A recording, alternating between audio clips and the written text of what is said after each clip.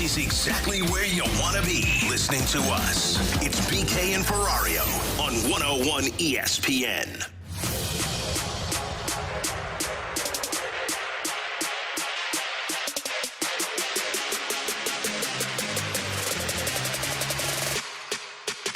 Sandberg to the right point to Pionk. Back to Sandberg, and they score. Niederreiter left alone in front of the net, gets the deflection in. His first of these playoffs, and the Jets have taken a 2-1 lead with 11:21 to go. He's going to shoot it. Oh, it would have gone wide. It deflects off of the blocker of Binnington, then the butt of Parayko, and into the net, and the Jets lead for the third time in the game. Jets get it in, far side, score. They worked it down the ice, created a 2-on-1, and they've made it a 4-2 game with 1:09 to go in the second period of play. The Winnipeg Jets have put the Blues on the brink of elimination and put them into a must-win game Friday night in St. Louis. Here's the horn. It's a 5-3 win, a game the Blues never led. I thought that was their best game. I thought it was our worst game. We're on to the next one. I mean, we can analyze every part of it. They were better.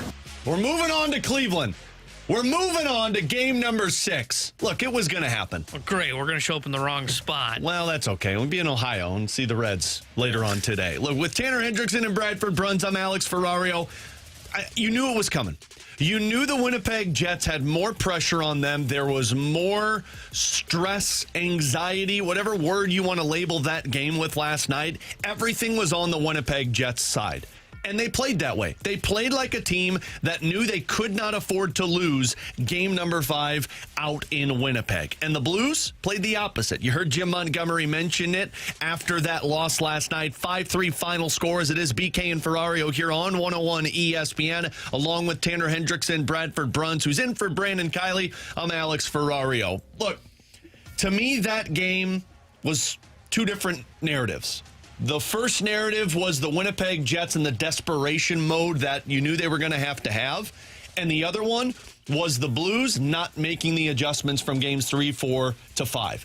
And it's eerily similar to what took place with the Winnipeg Jets. They didn't make the adjustments from 3 to 4 because they got their butts kicked so much that it was like, well, maybe this was just a bad game and we'll go out there and we'll play the same way.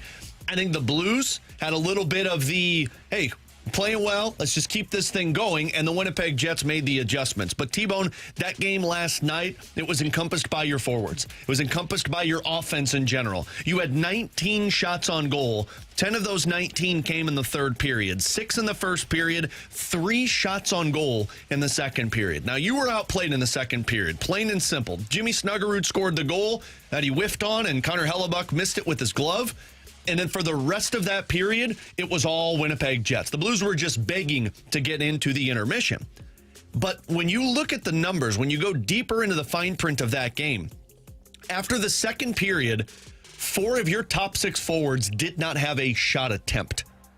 At the end of the game, your forwards had 12 shot attempts, and 5 of those 12 shot attempts from your top 6 came from Jimmy Snuggerud. To put it into context, your WTF line, which was by far the best line of that game last night, Faksa, Toropchenko, and Walker, they had 10 shot attempts. 10 to 12, one line versus 2 lines. To me, the story in this game last night, T-Bone, was the offense and the lack of offensive zone pressure, the lack of consistency. And I do have to give Winnipeg credit. They played like a team that knew they couldn't allow the Blues to do what they've done in the previous 2 games. Yeah, they did everything the Jets did that we talked about. Hey, what's the key for the St. Louis Blues? Well, you need to make sure that you get off to that fast start. Jets scored a minute and a half into the game. You look at what we said about, hey, you got to make sure your defense really gets into the rush. Defense, we'll talk about that in the upcoming segment, but the defense wasn't as involved offensively as I thought. And then it was, okay, can you shut down their top line? For the most part, you did an okay job of that, but they really did a good job of shutting down your top 6, because you're right. I mean, the fourth line was the Blues' best line last night from an offensive standpoint, and if you're saying that in the playoffs, probably means you're going home with a loss in that game. And that's exactly what happened. They never really got anything going, and I know that they had that 1 goal to the top line. You look at the under the hood numbers, they did not play very well in that game last night, did that top line. They just couldn't generate enough offense. They got hemmed into their own zone. Second line, it didn't feel like generated much either. If your top 6 isn't going to be the best players on the ice, then you're probably going to lose to the Winnipeg Jets. And that was the story of the game last night. Their best players were were not their best players. And we've talked about that all season long. It was just one of those odd nights, never really got themselves into that hockey game. And I know the first period was close. I don't know how you felt. Even after the first period, I still went, man, I just feel like the Jets have been the better team so far. And then after the second period, it was clear and obvious that was the case. The first period, to make our boxing match analogy like we typically do on BK and Ferrario, the first period felt like two heavyweights exchanging blows. Both had the same amount, but it felt like Winnipeg had the bigger punches. And it goes to show you, because they scored those 2 goals that capitalized on mistakes by the Blues. And in all reality, the only offense that the Blues generated was from that WTF line with Nathan Walker in front. I didn't feel like it was a complete whitewash of the Winnipeg Jets just blowing you out of the water. That wasn't until the second period. That second period, I agree. And we'll get more into the hit, because I know a lot of people are talking about that, not just around St. Louis, but in the National Hockey League. To me, it also felt like that second period was, we don't have Mark Scheifele, meaning the Winnipeg Jets. We have to take our game to another level. We talked so much about the pressure on Connor Hellebyuck and how shaky he looked in that series leading up to game number 5. It really felt like the Winnipeg Jets did everything they could to make sure the Blues could not get into the slot, could not take those shots from the point. But then also, it felt like they were putting all of their desperation eggs into one basket to making sure that they came out with the victory in this one. And that's why I don't want always to sound like a homer. I do tip my cap to a Winnipeg Jets team. Like, that was a really good game by Winnipeg. They were tight. They were killing plays in the neutral zone to where the Blues couldn't utilize their speed. But I thought Jim Montgomery had the best quote after the game last night, talking about the lack of offense, and he talked about how that WTF line was the best line. Yeah, I thought they did a lot of good things. Their habits and their game management was excellent. They had a lot of big hits again, and they just keep building our game the right way. So they're a good example of what we need to do. And that's just it. We've seen the Blues make the adjustments from 1 to 2 to 3 to 4 T-bone. We've seen them not make the adjustments from 4 to 5. And you saw what happens and how you create offense. It's going to the front of the net. And that's where the Blues are going to have to go with this one. But bigger picture, after a loss, now you're in elimination mode. Now you come back to St. Louis, where you've won 14 straight games. Winnipeg has struggled. Your backs are against the wall. And the question now is, what do you do with it? Because we've seen from February 22nd until the end of the regular season, the Blues play their best hockey when their backs are against the wall. They lost 3 games on the road going into the end of the regular season. They needed to win versus Utah to keep destiny in their own hands. They blew that team out of the water. You got beat by Winnipeg in games 1 and games 2. You knew you couldn't afford to lose one more game on home ice. They pushed and they beat Winnipeg in 3 and 4 to even up the series. To me, this team plays their best hockey when their backs are against the wall, which is why I think they're still a dangerous team. Yeah, I think they will come out and they will be ready to go for Game 6 tomorrow night. Look, you're right. I mean, they play their best hockey when their backs are against the wall. And if we're being honest, and I know this sounds weird to say, and if you disagree, don't hesitate to yell at me. Smash that like button. Yeah, shoot us a text. Send us a text on the Account Service text line. 399-9646, our YouTube channel, 101 ESPN SDL.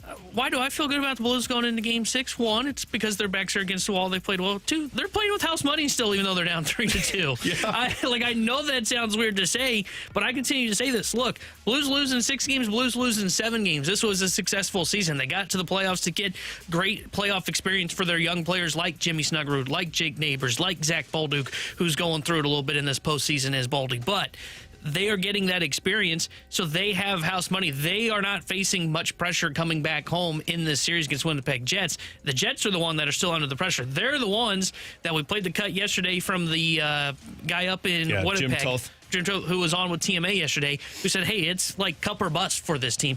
Man, Blues, they're still playing with house money. I expect them to bounce back, and I expect them to get back to the front of the net. You brought that up. That was an issue for them last night. First period, I thought they did an okay job of that. It's what helped lead to their first goal. Yeah.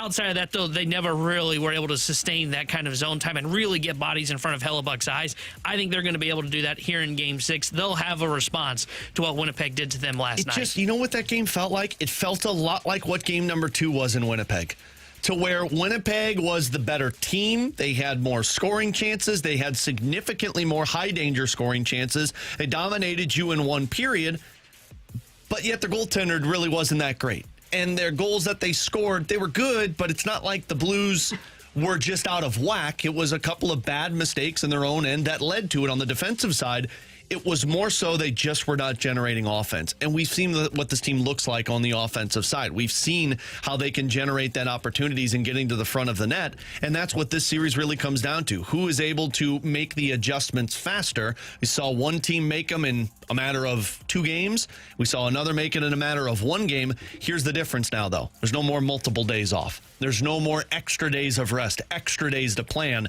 Now you're going from day off where there's no practice to a morning skate right back into playoff hockey, and I do think that benefits the St. Louis Blues. Tanner Hendrickson, Bradford Bruns, I'm Alex Ferrario. We are live up on our YouTube channel at 101 ESPN STL. You could jump in on the conversation there, the graveyard chat. You can also head over to our text line, Air Comfort Service text line, 314-399-9646. Our studio cams brought to you by Air Alliance Team. Joey Vitale will join us in the 1 o'clock hour as he is on his way back from Winnipeg. But coming up next, we talked about the offensive struggles, but there were some defensive struggles last night that led to multiple goals for the Winnipeg Jets. Did we see how much the Blues were missing Tyler Tucker last night? We'll touch on that, and also if any changes could take place for game number 6 next here on 101 ESPN. Take the fast lane home weekdays from 2 to 6 p.m. with Anthony Stalter, Jamie Rivers, and Gary Davis on 101 ESPN. 2 former pros and 1 average Joe. The fast lane is driven by Scrap Mart Metals Recycling.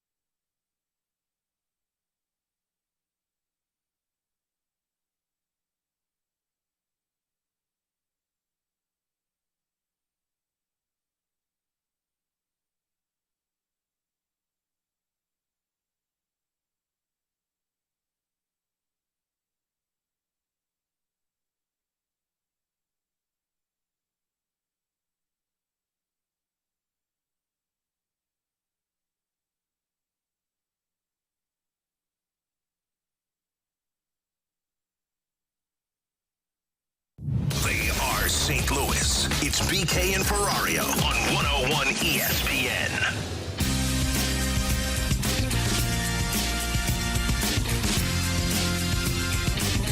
You know, it's amazing what that injury to Tyler Tucker, I don't think people appreciate what that fully means. You lose a player like we lost Dylan Holloway, it just reshuffles everything. Tyler Tucker's a player to me that it kind of reshuffles everything.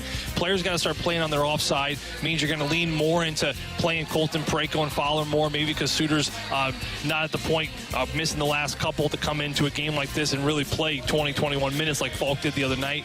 So a lot of things change on that end. That's Joey Vitale last night on the Blues postgame show here on 101 ESPN with Tanner Hendrickson and Bradford Bruns. I'm Alex Ferrario. It's BK and Ferrario here on 101 ESPN. Joey Vitale is going to join us at about 1:30 later on this afternoon. To me, Tyler Tucker's absence was noticeable last night. And I'm not going to sugarcoat this. The two goals that were scored in the first period, Ryan Suter and Nick Leddy were on the ice. And I think Joe is absolutely correct. Tyler Tucker was comfortable playing on his offhand, on his right side. He's been doing it all season for the Blues. But when Ryan Suter was in, Ryan Suter plays the left side, Nick Leddy moves to the right side, and you had miscommunication in those first two games, or in the first two goals that were scored. To me, Kyle Connor's goal in the first period and Nino Niederreiter's goal in the first period, that was two defensemen that were being overly aggressive, which I can understand doing that, but there's no communication in front of the net, and that's where Winnipeg has pounced on this Blues team this season. They haven't been beating the Blues off of the rush. They haven't been beating the Blues because of bad plays in the neutral zone or bad plays in the offensive zone. When Winnipeg has scored goals this postseason, they have been doing it because the Blues have been aggressive in their own end, and they've left guys in front of the net. Kyle Connor gets the quick wrister right in front of the crease. Niederreiter gets the deflection goal standing in front. And I heard Bernie Federico earlier today on with TMA, and he said, look, both goals, those are your defensemen. You need to make the stop there. And if you look at what Tyler Tucker did, and I'm not talking about the goal here, I'm talking about just the physical presence and the offensive presence that he provided. When he was on the ice in games 3 and games 4, the Corsi rating for the Blues line when they were out there was 64%, meaning they're finding more time in the offensive zone than the defensive zone. In the 3 games that he played, one when it was 11-7, the other when it was back to 12-6, he had a total of 12 hits in the hockey game and had a total of 4 shots on goal and 8 shot attempts. Ryan Suter last night had 1. I'm saying all of this to point out, yes, the absence of Tyler Tucker was noticeable because the flow of that game was very off-kiltered for the Blues. But there's nothing you can do about it. To me, Ryan Suter is going to be the guy that you're playing in this hockey game. You've got to find a way, and this is the question I asked to Curbs yesterday, T-Bone. Does Ryan Suter try and replicate a little bit of what Tyler Tucker provided? And he said, no, you don't replicate it. You play your Ryan Suter. You're 40 years old. You've been in the league since you're 21 years old. Last night, though, you could tell the struggles on the defensive side were because they did not have Tyler Tucker in the offense or on the ice, and that's where Winnipeg pounced in the first period. Yeah, it was very noticeable that third pair was not anything for them offensively last night. I mean, you mentioned it with their Corsi percentage. You mentioned the numbers. Like, they didn't generate enough offensively, and then they're on the ice for 2 goals, which just can't happen. And look, I thought going into that game, we talked about it as a show. I don't remember if it was yesterday or 2 days ago. I think it might have been Tuesday while we were out at Centene. And we talked about, hey, like, how much does this impact the Blues from an offensive perspective? And my whole thought process was, no, it shouldn't really impact you because I agree with what Curb said. Suter does his thing, but you now have to rely more on your top 4 defensive pairs. And I'm kind of shifting my stance on that after watching last night's game. They're going to need more offense from that third pair defensively. They need a little bit more offense from the defensemen as a whole, but that third pair is going to have to get more involved. I mean, you look at their shot attempts in the games that were in Winnipeg from the defensive core, it was 17 or less in all 3 games in Winnipeg, including last night's game. Yeah. When they're here in St. Louis, 31 in game 3, 19 in game 4. They're just a little bit more involved when they were here on home ice. Their defensemen are providing more offense. And I said this, I think it was when we were doing post-game after game 3, Alex, is when the Blues are playing their best hockey, it is almost positionless hockey, to where the defensemen are moving all across the ice. They're up behind the net. They're on the rush with the forwards at times, and you didn't really see that last night from that third pairing with Suter and Leddy. So I agree. I don't think you make any changes to that third pair, but you certainly are going to have to need more from them if you're going to be able to avoid elimination after Game 6. We got this text from the 636 on our Air Comfort Service text line, 314-399-9646. I've never seen people hinge a series on a third-line defenseman. It's embarrassing. Tucker's not making your team better. He makes very bad timed plays that are costly. The first goal was Texier standing around. First off, wrong on both parts. The first goal that was scored, Texier wasn't even on the ice. It was the second goal that was scored, and that was Texier that was defending the guy that Nick Leddy left in front of the net because Leddy went behind the net to stop the play. We are not saying that Tyler Tucker is the reason you lost that game. We opened up the show talking about the lack of offense and how you had 12 total shot attempts from your top 6. You not creating offense lost the game. But when you have mismatches on the ice, other teams pounce on it. And that's what it felt like those first 2 goals were last night. Look, Leddy and Suter, it's a trickle-down effect because what happens when you don't have the normal pairs and people get off with which position they play, their offhand, things like that, it creates miscommunication. And those first 2 goals was Leddy and Suter. And Leddy's typically on the left side, Tucker's on the right side, but Leddy shifts to the right side. That was the miscommunication in front of the net. But then even go to the third goal. Philip Broberg got hit in the foot with a scare. Not the third goal, was the fourth goal. Third goal was the puck that went off of Parayko's butt. The fourth goal that Winnipeg scored. Broberg took a puck off the skate, and he was down on the ice, had to limp back to the bench. They didn't have another option, and so they had to go with Falk and Leddy on that pair. So they moved Leddy up to play with Justin Falk, and that was the pair that got stuck out there that gave up that odd man rush and Nemesnikov scored on. That's what happens when you don't have the usual 6 guys in the lineup. And I'm not taking anything away from Ryan Suter. Ryan Suter is part of the reason you were in the playoffs right now. He saved your butt when you lost Broberg and didn't have Leddy in the early portion of the season. But 2 statements can be true. Ryan Suter was great for you in the regular season. Tyler Tucker has been impactful for you in the postseason. That's what you were missing. You weren't just missing how good he was in his own end. You were missing his ability to keep plays alive in the offensive zone. Yeah, and when we talk about, because I think this is where maybe some of that the confusion, or where some people are saying, well, it shouldn't be that much of a difference. What we are saying is, hey, when you have Tucker on the ice, maybe he's not the difference in terms of why the Blues are winning a hockey game, but he is the difference of potentially losing the hockey game. And what I mean by that is what you're talking about with the defense, right? Maybe you don't believe that Tyler Tucker, if he's on the ice for the offense is that much better, the defense are more involved, and then the Blues end up winning that hockey game. But what we did see last night was 2 breakdowns from that third pair defensively, which we did not see in the 2 games in which Tyler Tucker was in that role. Yeah. So that is where the big difference was. That third pair, you don't want to be noticed when the third pair is on the ice. And for Suter and Leddy last night, they were noticeable because it was their worst defensive pairing out there. No, and frankly, Tanner, in an ideal world, tomorrow night you get immense contributions or superior contributions from that last pairing. But my question for you guys is, to what extent can you maybe put that much more of an onus on your 1 and your 2? To wit, we heard the cut from Joey at the very top of this segment. Colton Parayko, last night he logs 21-plus minutes. We know that he is compromised to some extent. Cam Fowler is out there for 22.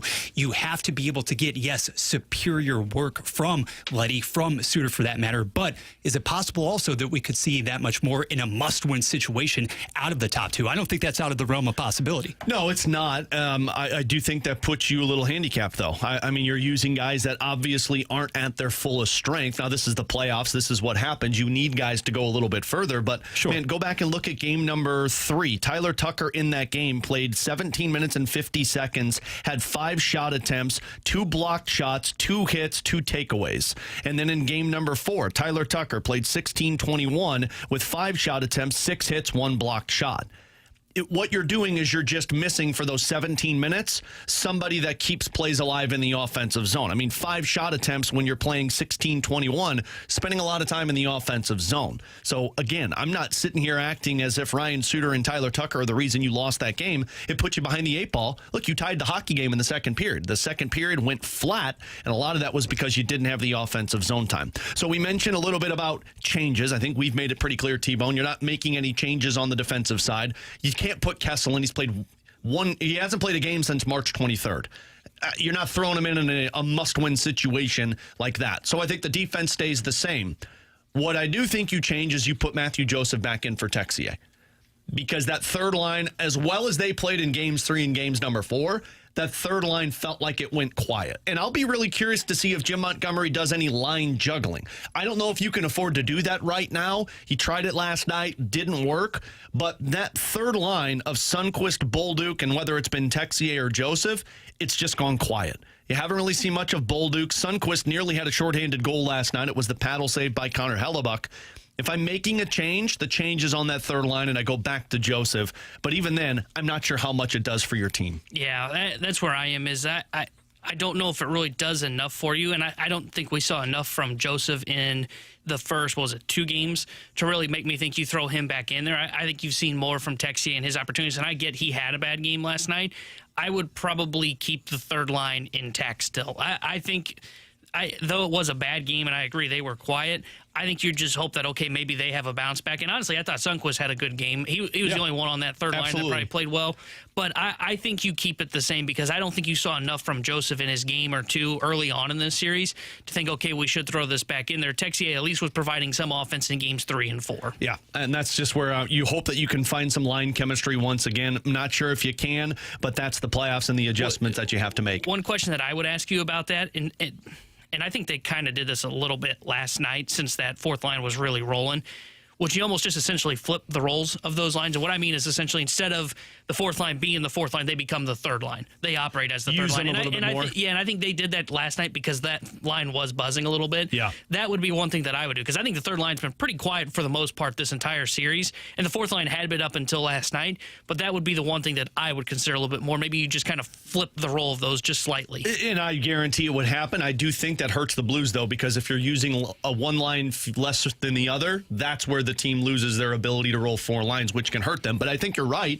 Now you're going back on home ice. You can get those matchups. To me, it's not about home ice, and we'll talk about this tomorrow more. It's not about that. It's the adjustments that you make for Game 7 if you get to Game 7. But, yeah, I mean, what I'd be curious about is do they break up Pavel Buchnevich? And we'll talk more about him, too. But, I mean, Pavel Buchnevich has had one game where he's been effective for you offensively. In 3 games, or I'm sorry, in the other 4 games where he did not pick up a point, he's had a total of 3 shots on goal. So do you break that up? Then you're getting into the questions of the defensive lineup and how does that one work? It really gets you into a tough spot no matter what. Hey, speaking of the Blues in Game 6, watch party. You can join Anthony Stalter and the 101 ESPN Street Team this Friday, tomorrow, for Game 6 watch party at Cafe Telegraph. You can grab drinks, delicious food, enjoy the Blues game on all of their big screens. Also, get registered to win 101 ESPN giveaways. That's this Friday, Cafe Telegraph. It's located at 2650 Telegraph Road in South County. Learn more about our Game 6 Blues Watch Party with Anthony Stalter at 101ESPN.com. We'll get to questions and answers coming up in about 15 minutes. Send us your questions,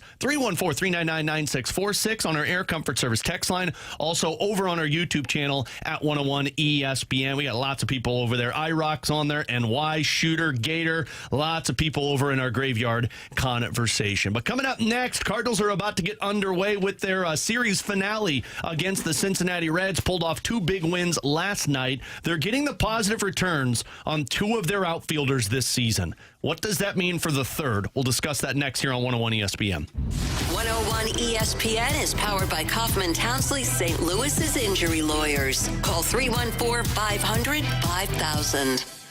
Tee off with the morning after at the return of the Totem Golf Tournament, presented by Michelob Ultra on May 29th and 30th at Oak Valley Golf Course and Resort. Get your foursome together for a full day out on the course with TMA, including complimentary breakfast from Donut Driving, lunch from Lee's Famous Recipe Chicken, all your Michelob Ultra, the 100 West Dental closest to the pin competition, a long drive contest courtesy of Pondoff's Anonymous Recovery Podcast, and an after party with food from Texas Roadhouse on Thursday and Super Smokers Barbecue on Friday. Registration is now open with a portion of proceeds benefiting the St. Louis Hero Network in honor of Brian McKenna. Find all the Dotem info now at 101ESPN.com. Refreshed by Michelob Ultra, superior light beer.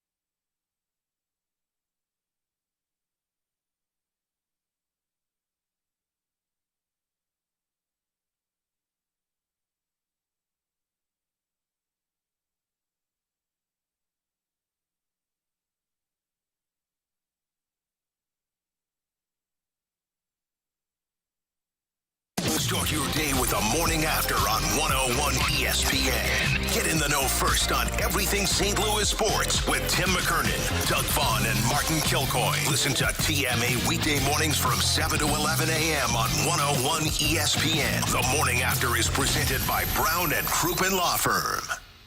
101 ESPN Sports Center.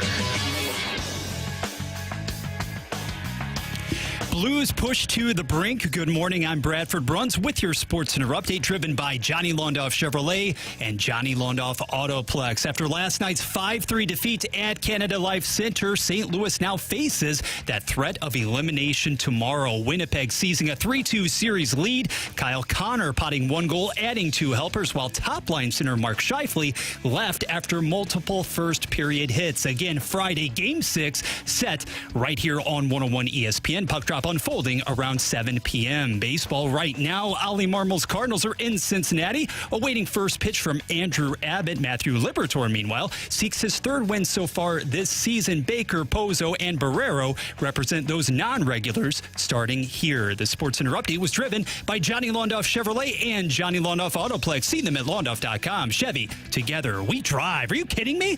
Giving you the picture, the real big St. Louis sports picture. It's BK and Ferrario on 101 ESPN.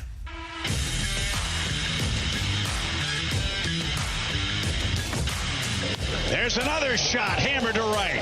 Fraley won't get that one either. It's a home run for Nootbaar. And a high fly toward right. Fraley on the run at the warning track at the wall. Victor Scott has hit a 3-run homer. Well, they got no problem coming from their two outfielders this season, T-Bone. That voice you heard, of course, Chip Carey, courtesy of FanDuel Sports Midwest. Victor Scott and Lars Nootbaar, two of the best hitters on this team this season, T-Bone. And with Tanner Hendrickson and Bradford Bruns, I'm Alex Ferrario. We entered this season talking a lot about Jordan Walker and needing to find out what he was, giving him runway, making sure that even through his ups and downs, he gets those opportunities at the plate. And give the Cardinals credit, they have stuck to their word this season.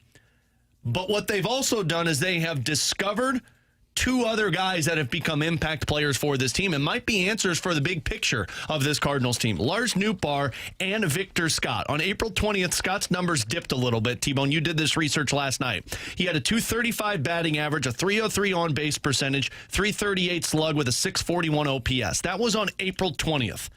Since then, he's batting .333 with an on-base .391, a slug of .476, and an OPS of .867. Same thing for Lars Nootbaar. Right now, he's on pace for 26 home runs and 109 runs as that leadoff hitter. T-Bone, what does it mean that the answers they're getting isn't coming from Jordan Walker, it's coming from Nootbaar and Victor Scott? Well, look, I think that they are finally, well, I'll start with Nootbaar. We are finally seeing, I should say, what the Cardinals have been selling us on, right? Which is, hey, this guy is an on-base machine. He hits the ball hard, and we think that will end up translating to a little bit more slug. And what I love about what the Cardinals have done with him this season, and look, really the biggest question with Nootbaar was, can he stay healthy? Because he has proven he's a good ball player. He's been 10% above league average every year of his career outside of his little sample in 2021.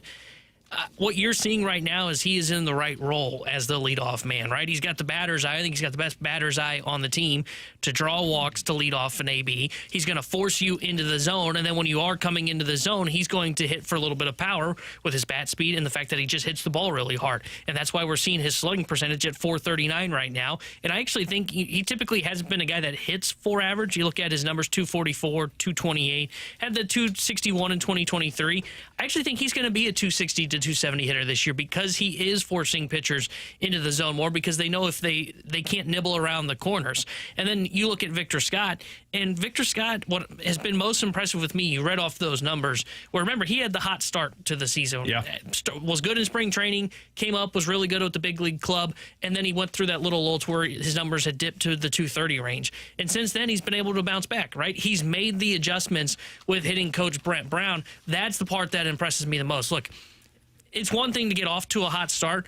The toughest part about baseball, and what I love about baseball, is teams are going to make the adjustment to you. The question is, will you adjust back? And for a guy like a Jordan Walker, we're still waiting for him to make his next adjustment. But you're seeing Victor Scott do that right now, and that's the part that I love because he's adjusted. He's stealing bases. He is 10 for 10, I believe it is, on stolen bases so far this season. Who, by the way, somebody here predicted he would get to 40. Just want to throw that out there. Calm down over there. He's being a threat on the base paths. He's adjusting on the fly, which I love to see. And at the same time, he is giving them potentially Gold Glove level defense out in center field. Yeah, reverting to Nootbaar for just a second, because even though last season when Mason Wynn was in the midst of enjoying that run, not just a modicum of success in the leadoff spot, you had hoped that entire time, I think, that Lars Nootbaar, health provided, would be able to be that table setter at the top of your lineup. And he has done precisely that. Now, last night, we understood in game number 2, Chase Petty from the jump never really had a chance, right? But what was Nootbaar doing from the very beginning? It was the 11th time this season, guys, the 11th time that Nootbaar has led off a game by drawing that walk. And Tanner, we were talking about this prior to the start of the show in the office as well. The massive success that he has also experienced from a punch standpoint with the runners in scoring position. I believe he's had 40 at-bats in that particular capacity so far this season, which is a really striking number. But the success therein and being able to drive the ball, getting on base consistently. The only question I think altogether throughout his tenure so far in St. Louis, is he actually going to eclipse more than 110 games played? Well, so far we're seeing the fruits of what can happen when he is there for you every single day atop the order. Bradford mentioned the one that I always bring up, and it's runners in scoring position. And Scott and Nootbaar are part of the solution on that one. But T-Bone, read off the numbers that you found earlier today for runners in scoring position with the Cardinals. Yeah, so I looked last night because we are officially through the first month of the baseball season. Congrats, everybody. We made it. Yeah, we made it. Woo! We're almost done. I looked at their numbers with runners in scoring position because I felt like, they'd gone cold prior to the doubleheader last night. But I know that was a big thing for you and a lot of Cardinals fans last year. These are where the Cardinals rank with runners in scoring position so far this season. 269 batting average, that's 6th best in Major League Baseball. 354 on base percentage, that's 6th best in baseball. 451 slugging percentage, that's 4th best in baseball. And they have an 805 OPS, which is 4th best in baseball. They've been very good with runners in scoring position, and you saw it last night against that rookie. Bradford mentioned Petty, I think was his name. Who the Cardinals just destroyed last night. What happens when they're coming through with runners in scoring position? When you're able to slug a little bit, it allows for those big crooked numbers to be put up in an inning. That was the thing they were missing last year. It felt like a lot of times they either A, weren't coming through, or when they did have runners in scoring position, all it did was result in one run being put up on the board. Yeah, and to me, this is the credit to Brant Brown, because this roster, with the exception of Victor Scott, was here last year. And they were terrible with runners in scoring position. The last couple of years, they've been terrible with runners in scoring position. We've heard so much about the approach from Brant Brown, knowing when to swing, when to slug, when to make contact. Look at the results you're getting right now from Lars Nootbaar, from Victor Scott, from Mason Wynn, from Brendan Donovan, from Nolan Arenado. He's been one of the best hitters with runners in scoring position. We can give the Cardinals' younger players the credit that they deserve for the runway that they're getting. But I also think we should be talking, and I know a lot of people are, more about Brant Brown. Because to me, runners in scoring position and those vast difference in the numbers and results, that tells me what Brant Brown is doing right now is working with this team. Yeah, and that goes to there's a time to slug and there's a time to hit, and they're picking their spots perfectly. And this is the one thing that you like to see from Brant Brown. And I'll even say this, too, because I mentioned this early on in the season. Hey, we were giving Brant Brown a bunch of his roses, and this goes back to kind of the Victor Scott adjustments. Also give him credit for helping guys like Victor Scott, Wilson Contreras, kind of adjust on the fly and try and end those slumps. That was one of the problems I think you'd really seen previously with the St. Louis Cardinals over the last couple of years, of slumps not lasting just 2 weeks, lasting a month or a month and a half, and really being long slumps that the Cardinals couldn't find answers to. And look, some of that is on the player. To be fair, some of that is on the player to blame, and also that the player does deserve credit for getting out of these slumps. Right. But also help from the hitting coach in Brant Brown for getting a Victor Scott back on track, for helping Wilson Contreras, who I believe is on like an 11-game hitting streak, getting all these things figured out on the fly as the season goes on. That's so important for this team. Brant Brown's been very impressive. The offense looks really good. It is much better than I expected. We'll see how much it sustains. I don't think they will be a top 10 offense, but they will be a top half offense in Major League Baseball this season. I mean, to your point, I don't think that you can really overstate what we have seen, that transformation of the philosophy as undertaken by Brant Brown, because think back to last season, the two guys, the two linchpins, the most consistent offensive performers you had. Wilson Contreras, pre and post injury, Alec Burleson, right? And this season, those are two of the guys in whom you haven't been able to rely, at least nearly so much, with the exception of Contreras since April the 20th. He entered that same span as well as Victor Scott. So that, to me, speaks that much more to the philosophy under Brown and getting the results. It's nice to see those guys because I think two players that we've talked so much about Walker, and we'll get more into Jordan Walker in the 1 o'clock hour. We've talked so much about how you need to see more from Walker, you need to see more from Gorman. Meanwhile, we're seeing two potential budding impact players happen behind the scenes in Lars Nootbaar and Victor Scott. Cardinals actually are in action against Cincinnati right now, 0-0 in the bottom of the first. We'll get back into the Blues coming up in about 15 minutes, but coming up next, questions and answers. You send us the questions, 314-399-9646. We'll answer them next here on 101 ESPN. I'm John Morgan of Morgan & Morgan. I've been asked many times how Morgan & Morgan became the largest injury firm in the world. I think I know.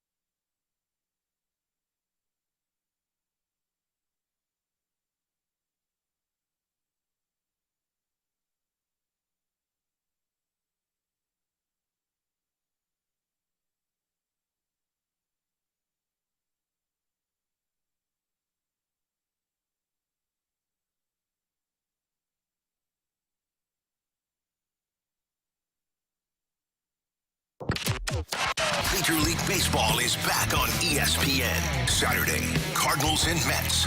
Pre-game at 12:30. First pitch at 1:15. The MLB plays on 101 ESPN.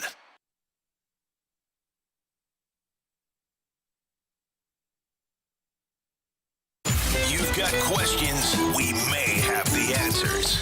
Maybe. It's VK and Ferrario's questions and answers on 101 ESPN. 314-399-9646, Air Comfort Service text line. Also our YouTube chat, 101ESPN.com, or 101ESPN STL, I should say, the Graveyard chat. I just put a cough drop in my mouth, so that's what you're going to hear right now. Boys, my voice is just about to hit kaput. So if you hear me with the throat lozenge, What are you, not that's a what pro? life is What- right now. Come on, you bot. Dude, I'm so sorry. Last night on postgame, I think from pregame to postgame, I went through a half a bag of throat lozenges. Good Lord. I don't know if you should have that many throat lozenges in one day. Probably not. No, that can't be It's healthy. fine. I'm sure it'll do fine stuff to my liver. Let's get to this one from the 618. Do you guys think this series has become too physical? It's all Booch is worried about. Kairu's scared to get hit, and they have had too many people in the box. I don't think it's been too physical. I think the officiating has been terrible. I think some of these penalties that they're calling, they're trying to stop the physicality from happening. That's what last night was. Last night, Kelly Sutherland and Jake Brink just immediately, they made the assumption it was going to be physical, and they said as soon as we start to see extracurriculars, we're taking an extra guy into the box. So that because typically that's how they try and cool down things. You take one extra guy, you put one team on the power play, the other team starts to pull back a little bit. I don't think it's become too physical. I think this is playoff hockey. I do think this texter is absolutely correct. It does feel like Pavel Buchnevich is a little too focused on that. And it also feels like Jordan Kyrou, and I can't blame Jordan Kyrou. after that Logan Stanley hit, it does feel like you lost Jordan Kyrou. Yeah, I don't think the series has become too physical. And for the most part, I mean, I don't even know if I've really seen Booch, but maybe you've seen a play or two that I've missed. But I don't feel like outside of one play have I seen in this series somebody chasing a hit that's led to a goal. Never. And that was either game 3 or 4 when Neighbors was chasing a hit on coming back on a back check and it led to a goal. Outside of that, they haven't really been chasing those hits. So I don't think it's been too physical. I think that's been the goal of this series for the Blues. This is not what the Jets want. The Jets don't want to be this physical, but they're having to. They have to punch back. So, no, I don't think it's been too physical, but I do agree with you on the Kyrou thing. I think ever since that hit, you can kind of tell he's maybe showing a little bit of hesitance to try and go in, whether it be on a board battle or really keeping his head up to make sure he doesn't get drilled like that again. I think the Blues prefer the physical style. That brings the best out in them. Again, I feel like the reason we've seen too many guys in the box because the officials have just gotten way too out of hand with all of these whistles. This ties into this one. Guys, if the Blues get past the Jets, do you see it becoming more difficult or less difficult considering the Jets were the top seed? I don't think it would get less difficult because when you get further into the playoffs, the harder it becomes, the tighter checking it gets, and it's already tighter checking. I think everything's going to look kind of like this for the Blues, right? Where they're going to have some up and downs because they are still, whether you want to call them in a retool or not, they've still got a lot of young guys that are still trying to find their way through playoff hockey. So I don't think it's going to get less difficult. I also don't know if it's going to become that much harder because this is the President's Trophy team. I think it's going to be about the same. And how much does either Dallas, presumably, or Vegas really scare you moving forward? Because both of those games tonight, both of those series, certainly you've got the Avalanche and for that matter, the Wild on the brink. But at the same time, contrasting styles. Last week in previewing the series, guys, you were talking about the nature with which a team such as a Vegas plays compared to the Jets. Harder? Not necessarily different, yes. It never gets easier as playoffs go on. Like that never happens.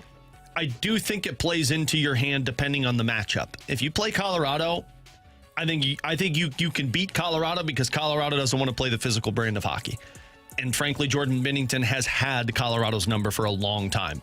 If you play Dallas, Dallas likes physical. And that's where things get really interesting. And Dallas has had your number over these last couple of seasons. From the 972 Air Comfort Service text line, 314-399-9646. How do you get 25 going? Do you have to juggle up the lines? He has not been the same since Dylan Holloway's injury. We were talking about this. I don't know if you can juggle up the lines for Game 6. For how good you've been in Games 3 and Games 4. Last night was the first time I felt like the Blues were just outmatched by the opponent. Game 1 and 2, I thought they were right there with the Winnipeg Jets with the exception of one period. It's tough for me to juggle up lines and try and find chemistry in a must-win situation. If you were doing it, though, I still think you keep Kyrou with Schenn. I think you keep Thomas and Snuggerud together. Those are my pairs.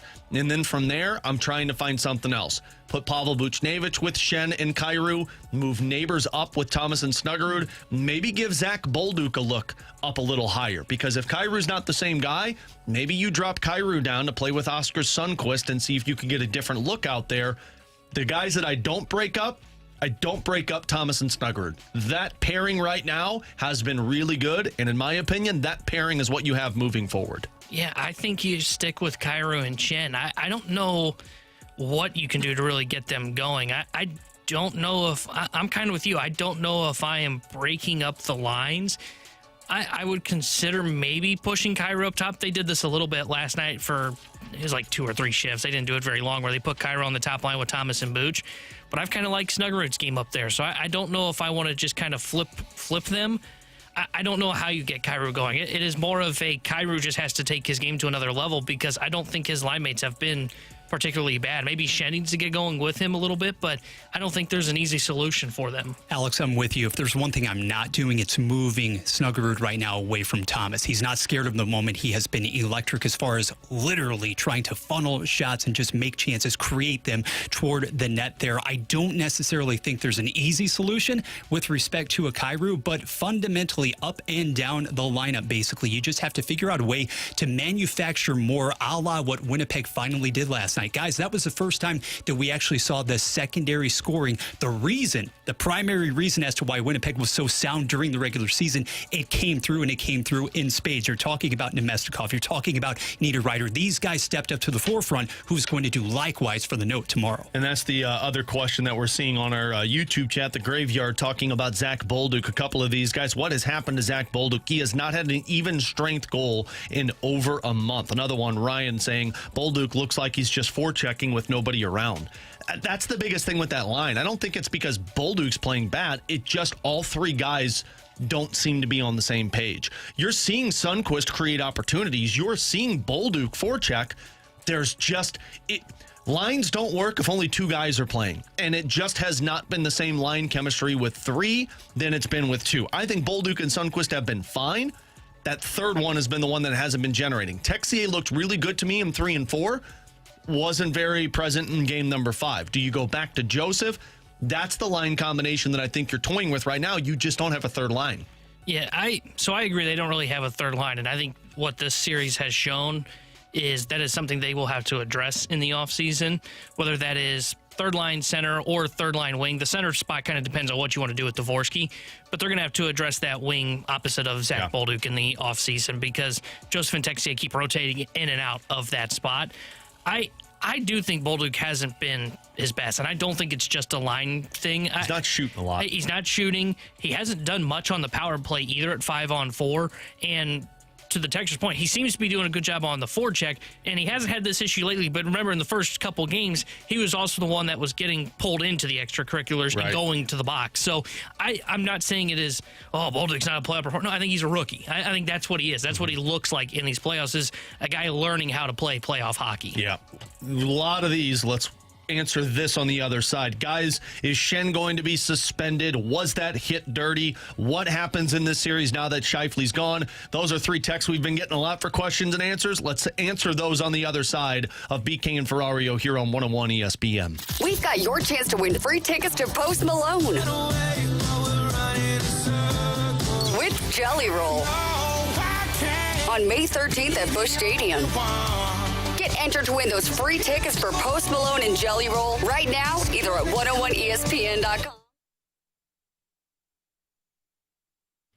Alex Ferrario back with you to tell you about my friends out at Ted Drewes. You heard me mention earlier, my throat has been killing me. You know what's perfect for it? A frozen custard from Ted Drewes. I love this time of the year when it's nice outside. Yes, even with all this rain, still a perfect opportunity for me to get the girls in the car, drive them to Ted Drewes, and just sit and enjoy time together. We do them on Fridays. It's our Ferrario Friday evenings. We love the opportunities to go to Ted Drewes and build those traditions that I got to do when I was a little kid. That's what Ted Drewes has been about. 95 years, 4 generations of families have been creating those traditions out at Ted Drewes off of Chippewa. It's open year round. It's got all of the flavors you can want. You can mix and match. My daughter loves her some Oreos and marshmallows.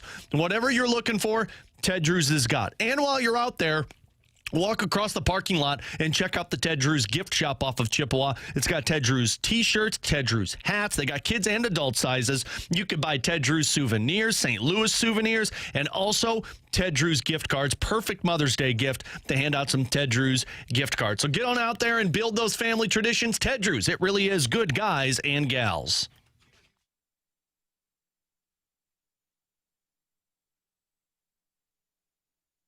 The lawyer is an important decision and should not be based solely on advertisements.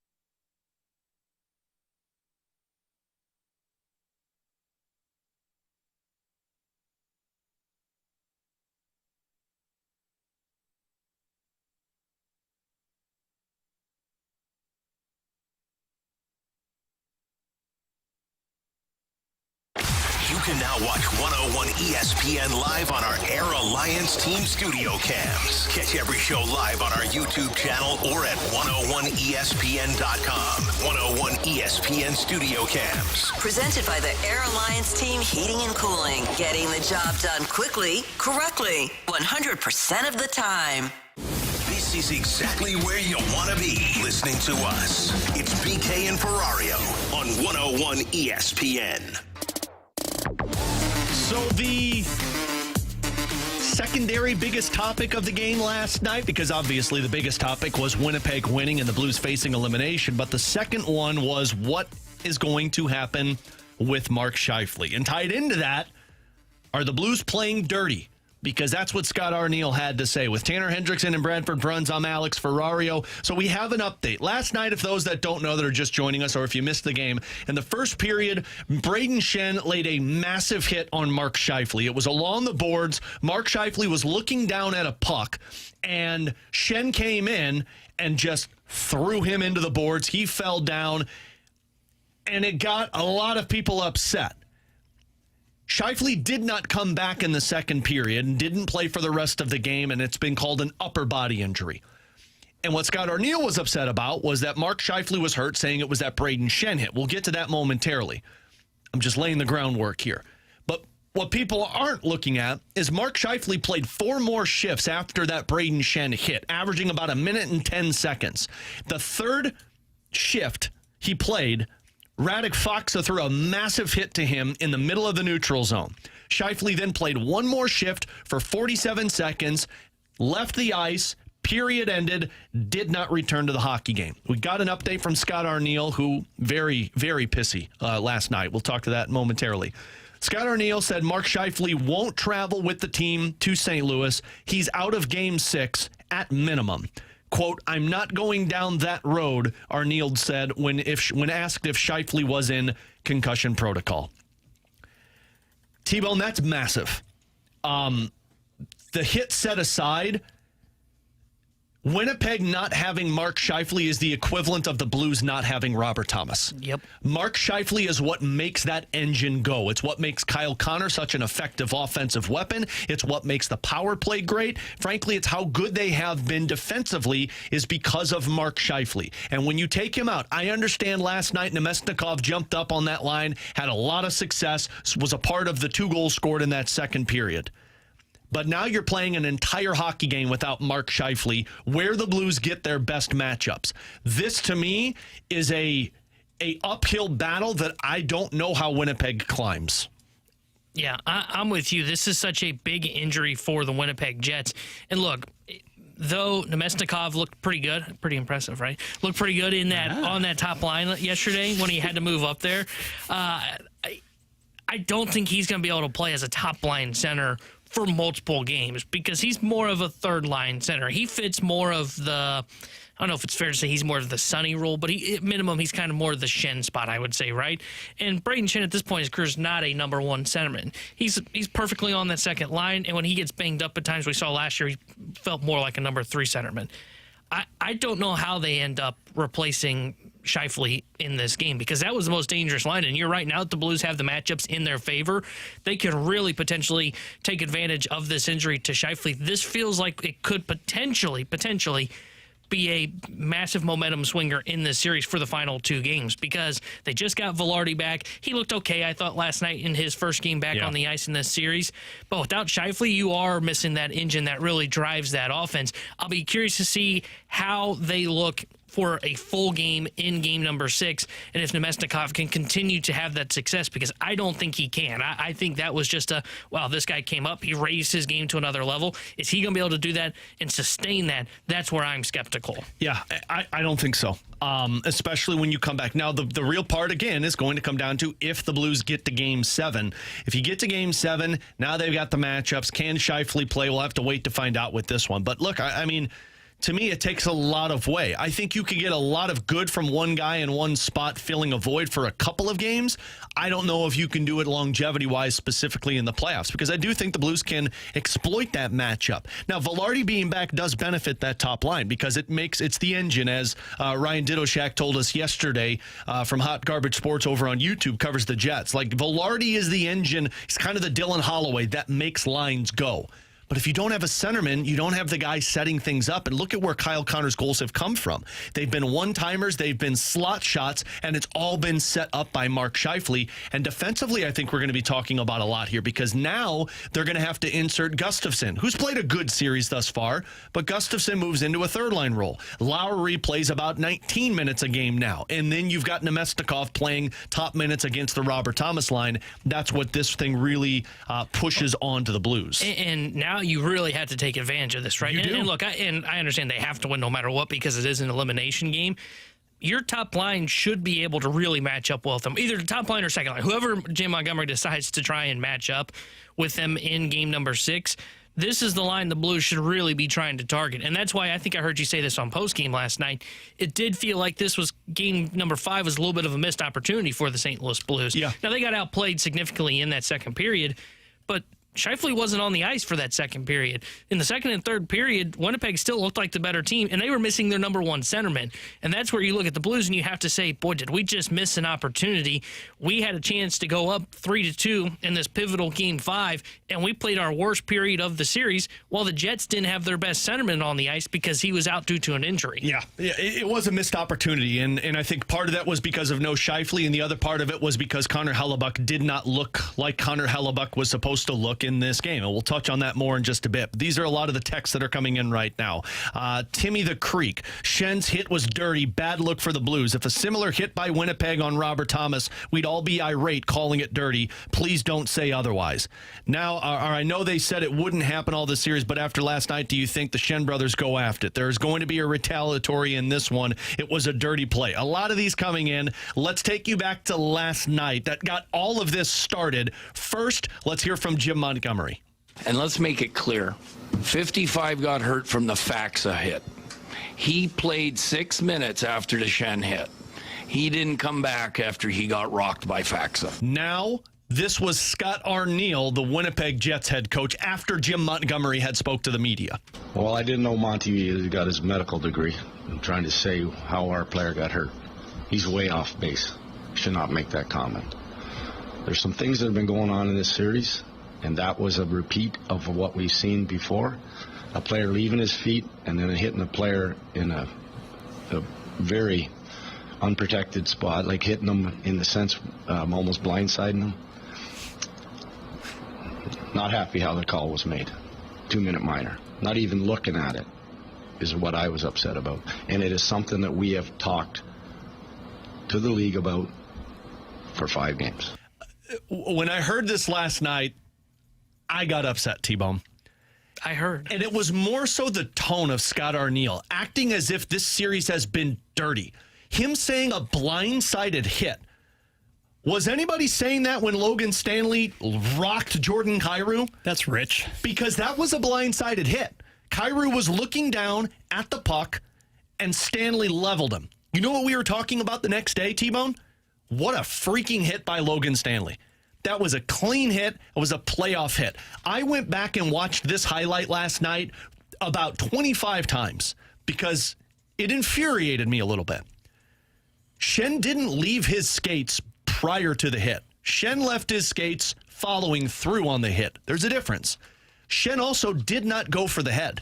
If you watch, Schenn put his arms in a X over his chest, meaning I don't want any arms to come up and hit somebody. He went chest to chest with Scheifele. The reason that looked like a blindsided hit was because Mark Scheifele wasn't paying attention to the puck. Scheifele was looking down at a loose puck in his skates. This is playoff hockey. You've got to keep your head up and be aware. So to Timmy the Creek's text saying you'd be saying the same thing if that was Robert Thomas and don't say otherwise. No, I'd be saying the same thing of you've got to keep your head up there. Just like Jordan Kyrou got rocked by Logan Stanley. You've got to keep your head up. So I don't think that was a dirty hit. What I do think, Aaron Ekblad's hit on Brandon Hagel was a dirty hit. Go back and watch that highlight. Hagel went through the body, arm at the head of Brandon Hagel. Hagel goes down, concussion protocol. That's a 2-game suspension. The NHL didn't even investigate this because they didn't believe it was a dirty hit. And to put the narrative on this series that the Blues have been running around playing dirty all series, I think that waters down, that demeans this series. This has been a hard, physical brand of playoff hockey. Foxa told Grant Francis the other day that this is the most physical series he's played in. I have not once felt either side has played dirty. You know what it sounds a lot like, T-Bone? Sounds a lot like Pete DeBoer after that San Jose Sharks series in 2019 and Erik Karlsson when you were making excuses as to what was going on. To have that tone after you just won, I didn't like it at all. Yeah, I agree with you. Look, I don't think that it needed to be brought up, that this idea that this series has been dirty, because I agree. I don't think there's been dirty hits, and the NHL has clearly thought the same thing because there's not been much discipline, if any discipline, handed out in this series at all. And as you mentioned, there's no supplement discipline coming from Game 5 of Blues and Jets, according to Elliot Friedman. So the NHL is telling you that that was a clean hit. He didn't have his head down, or head up, excuse me, and that's what made it look so bad, is because he did get blindsided. It's what made the Cairo hit look a lot worse than it did. But again, that was a clean hit, just like Schen's was a clean hit. And this is the kind of thing that's going to happen in the postseason. Look, what did the Blues want to do? They wanted to set a physical tone. So when Schenn saw that Scheifele's head was down and not paying attention, he went and delivered the hit. And whether he got injured on that play or he got hit on the Foxa shift, it is now a significant injury, but it was an injury that happened on clean play from the St. Louis Blues. It's unfortunate for the Winnipeg Jets. I'm surprised at the tone that Arniel took in his postgame. Now, I can understand why he was frustrated on Jim Montgomery playing doctor for a little bit there, but look, you just won the game. You're up 3-2. Hey, he's out. Or we'll have an update for you tomorrow, is what he should have said, and just moved along. Yeah, I'll take the point of Chris Pronger on this one. A man who has laid plenty of those hits in his career. This is how you work the referees and league after your player was caught twice unaware of an oncoming player about to finish their check. Both hits were clean and heavy. 55 needs to be more aware. Neither hit was a deliberate attempt to injure, in Chris Pronger's opinion. Joe Vitale is going to join us next here on 101 ESPN. WXOS HD1 East St. Louis 101 ESPN is driven by Brown and Crouppen Law Firm. It's time for another moment in Blues history. On this day back in 2013, Alex Steen would be the hero as the Blues would take a 1-0 series lead against the LA Kings. Steen would score on the power play in the first period. Justin Williams would tie the game with 32 seconds to go in the third period, but then Alex Steen on the penalty kill in overtime would score his second of the game to beat Jonathan Quick and win it 2-1. In between the pipes, Brian Elliott stopping 28 of 29 shots. This date in Blues history was powered by Classic Air Care, making people comfortable since 1926. For all your HVAC needs, Classic Air Care. Kevin Moret here for Mantel.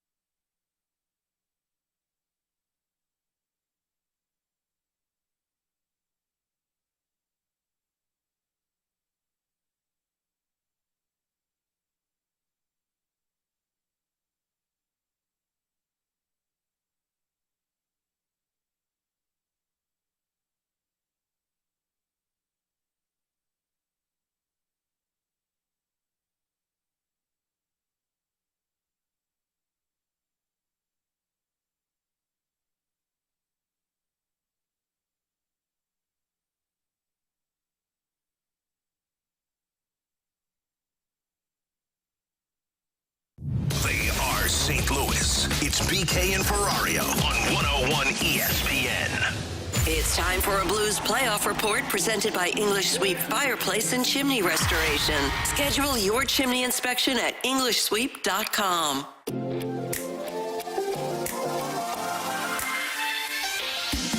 Along with Tanner Hendrickson and Bradford Bruns, I'm Alex Ferrario. BK and Ferrario here on 101 ESPN. BK out today. He'll be back with us tomorrow. He'll be back with us on Monday. Blues will be back tomorrow when they take on the Winnipeg Jets in game number 6. And we were supposed to have Joey Vitale with us in the 1 o'clock hour because he was going to be in the air. But adversity strikes again, Joey Vitale, because the flight is delayed and you're in Winnipeg. How are you, buddy? Joey! 5 more hours in Winnipeg. 5 more hours in Winnipeg. How am I doing? Let's see. When someone asks me right now, "Hey Joe, how you doing?" My only response is, "Well, I haven't pooped my pants today, so all things considering, I guess I'm doing okay." You go get some poutine though, buddy. Yeah, as I say, I could be in Winnipeg with poop in my pants. That would make it a little bit worse. That's but true. Overall, not doing great, fellas. Not doing great at all. But okay, I'm okay. We'll be fine. So what's going on, man? Plane issues, obviously. Is this just the Blues way to light a fire like we saw going back from Minnesota and coming home and beating Anaheim? I really hope not, because, it may be working for the players, but it's really out pissing the broadcasters off. I don't know. Listen, I know some things, and I also know, I don't know a lot of things. And I don't know much about planes.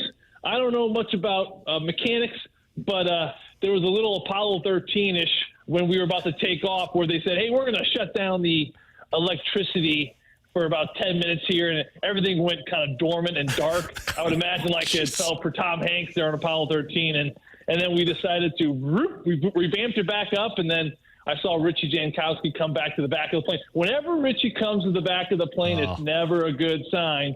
And then, of course, a delay here. They are getting us a new bird. The bird should be here tonight, and looks like the players will be back this evening sometime. So should be all good to go for tomorrow, but a little bit of a hiccup, a little bit of delay. It's playoff hockey. That's life. We move on. Yeah, well, let's get into that game last night. Let's carry on the conversation that we were just having. Of course, it was that Schenn hit on Mark Scheifele. We found out today, Elliot Friedman reporting that there's going to be no disciplinary conversations from NHL player safety and Braden Schenn. Scott Arniel, very upset last night, thinking that Jim Montgomery is trying to play doctor and that the hit on Scheifele from Schenn is what injured him. How did you make that whole scenario, and what do you think 24 hours removed? Yeah, I tell you what, the hit originally, I didn't think it was a violent hit. I didn't think it was a suspendable hit when it happened live. Did I think it was a roughing? Did I think it was a charge? Yes. I think Braden Schenn be the first to tell you, I don't think he was too upset when he had to serve, 2 minutes for that. They also got him on a roughing call, which I thought was a little bit interesting because he got tackled. But anyway, so he did get 2 penalties on the play.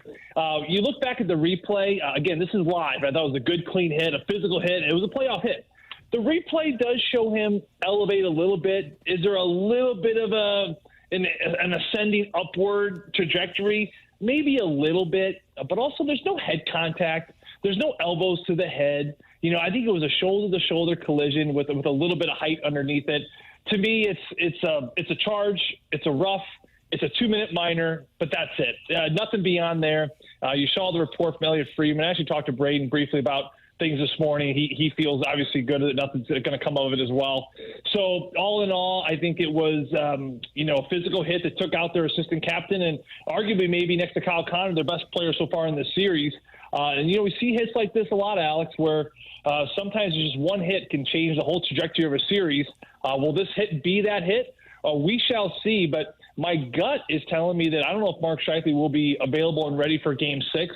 If the Blues can squeak out a win there, I think he'd be very questionable there for Game 7 if it should return to Winnipeg. Yeah, well, and they just announced it a little bit ago. Scott Arniel saying that he's not traveling for Game 6, so obviously that's where they're at with that one. Joe, the part that really got me was just the way that Scott Arniel was talking, acting as if the Blues have been playing dirty this series. And this to me has just felt like a clean playoff series. We've seen big hits, Logan Stanley on Jordan Kyrou, but we've also seen the extracurriculars of Stanley going after Snuggerud last night. Bolduc gets speared in between the midsection. We've seen the extracurriculars, but at no point have I thought this series is dirty, and I hated that narrative from Arneal last night.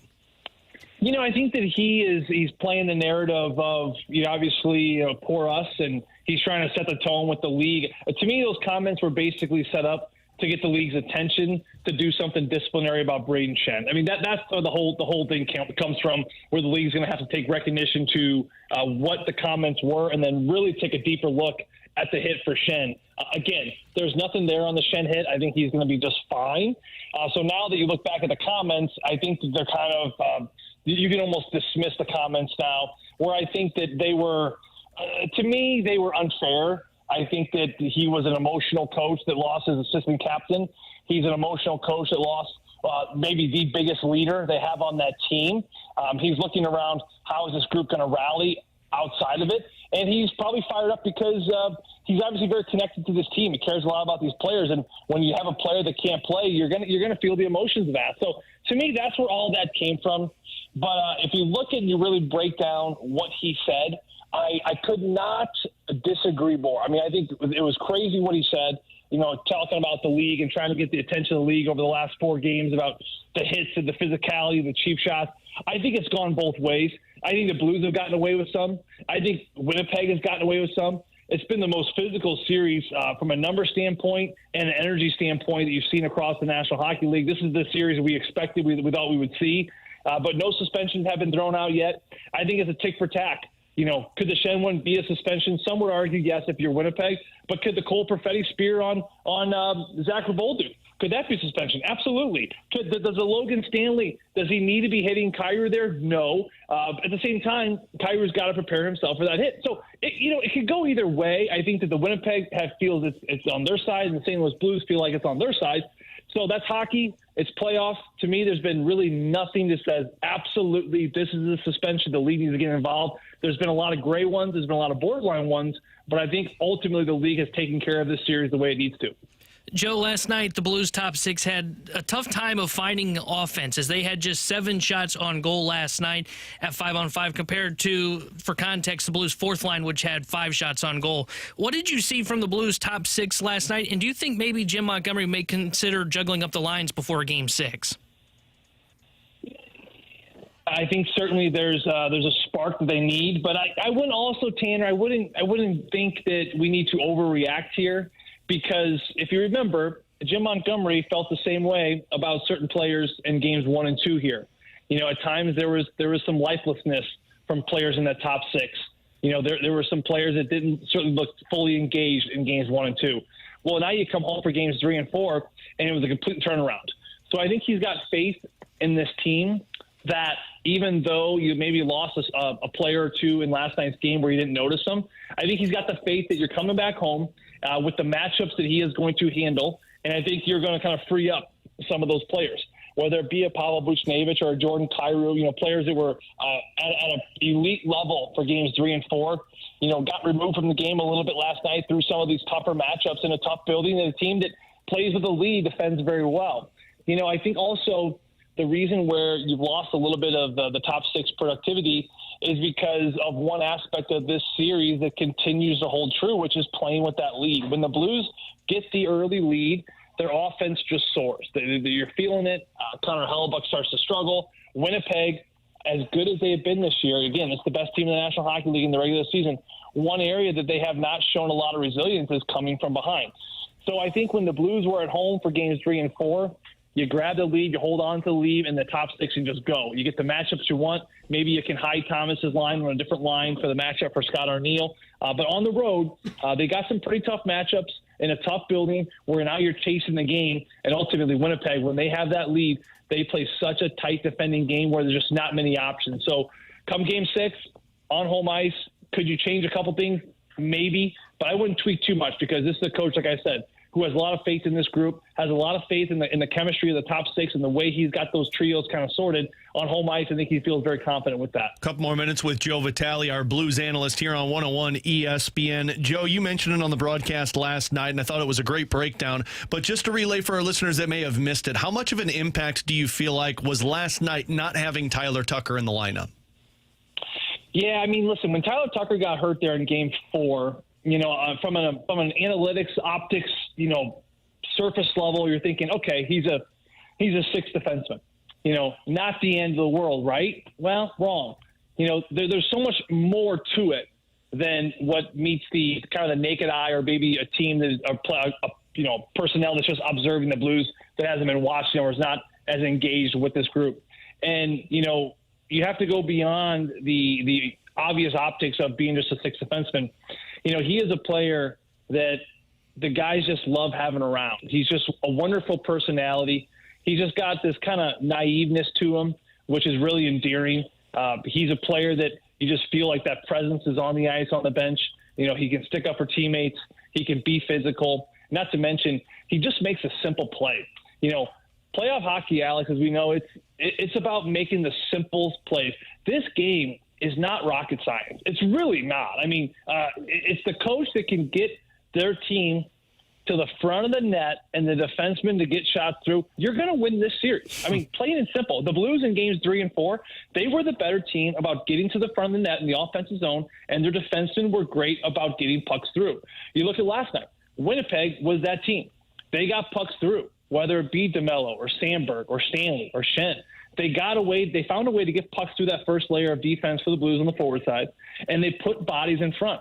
I mean, the one going off of Colton Parayko's rear end, it's a perfect example. They have bodies there. It's going to happen. You're going to have traffic. Nino Niederreiter on the tip in the first period. You got bodies in front, pucks get through. This game is really simple. Get bodies to the front of the net and get pucks through. Now, Tyler Tucker, as we kind of turn into this, he was great about one aspect. He can shoot the puck very well from the blue line.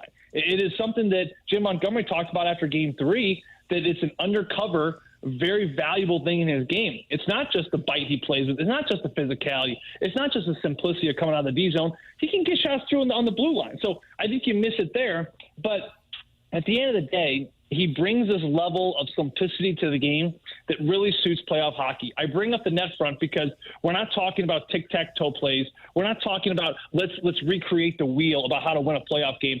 It is simplicity. Simplicity and the willingness to just keep the game simple that gets teams to win series.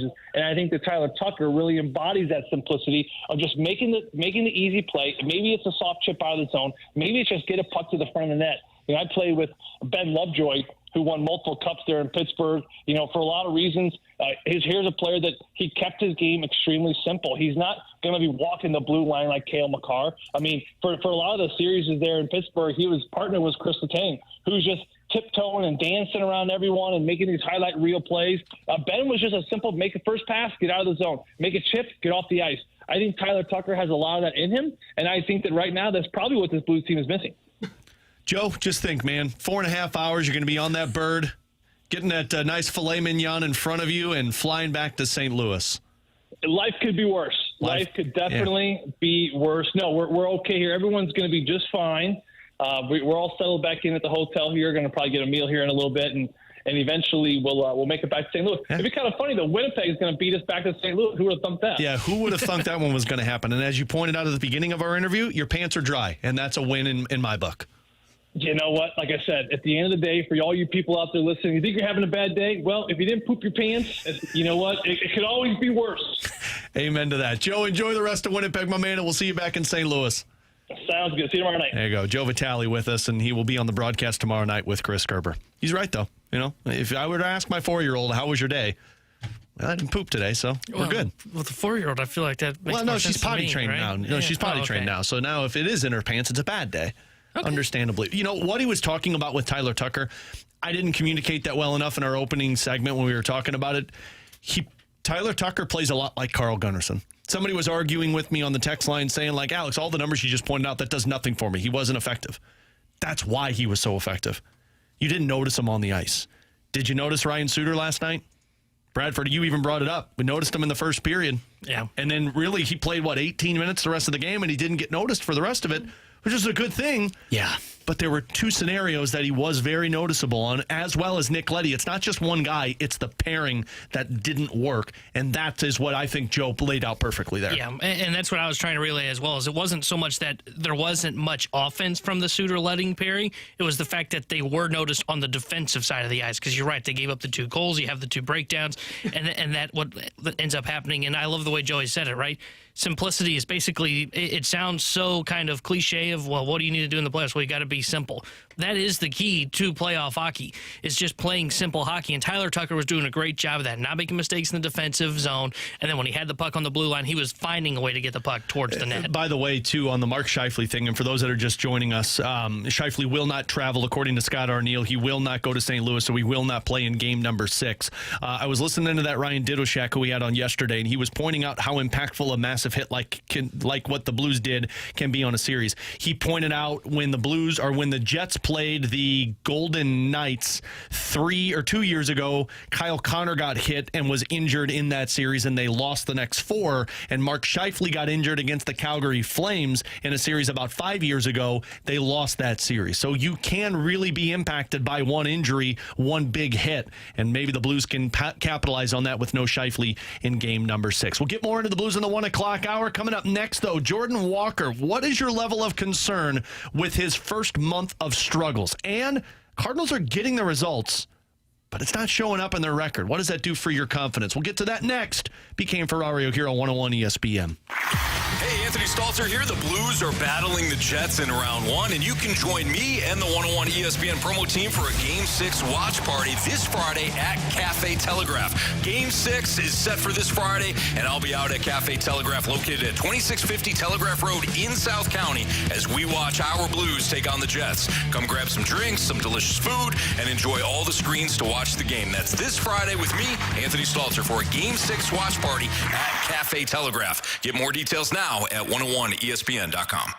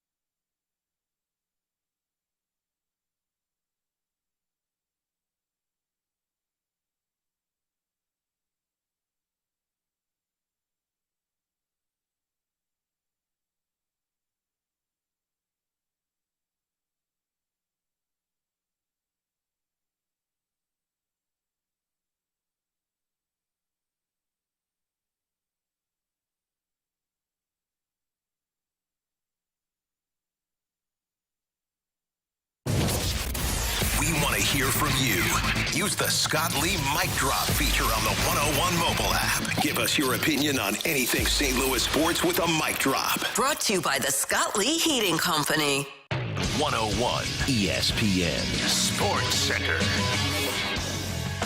Blues coming back home with season on the line. I'm Bradford Bruns. This Sports Center update is brought to you by Saliga Heating and Cooling. Tomorrow at Enterprise Center, STL will attempt to stay alive. Last night took a turn decisively in Winnipeg's favor. Jets prevail 5-3, seizing that 3-2 series edge. Nathan Walker did score twice for Jim Montgomery's club. Mark Scheifele now ruled out again Friday, bringing critical game number 6. Expect puck drop shortly after 7 p.m. 101 ESPN style. Cardinals, their series finale versus Cincinnati has reached inning 4. Tarps, though, currently being pulled out. Reds lead 2-1 as catcher Jose Trevino homered off Matthew Liberatore. Brendan Donovan owns St. Louis's lone run scored. This SportsCenter update has been brought to you by Saliga Heating and Cooling, a Daikin heating and air conditioning dealer. Giving you the picture, the real big St. Louis sports picture. It's BK and Ferrario on 101 ESPN. Swing and a shot hammered toward Luxon left. That's over his head and off the wall. 2 runs are going to score. Gorman on his way to third. There'll be no throw.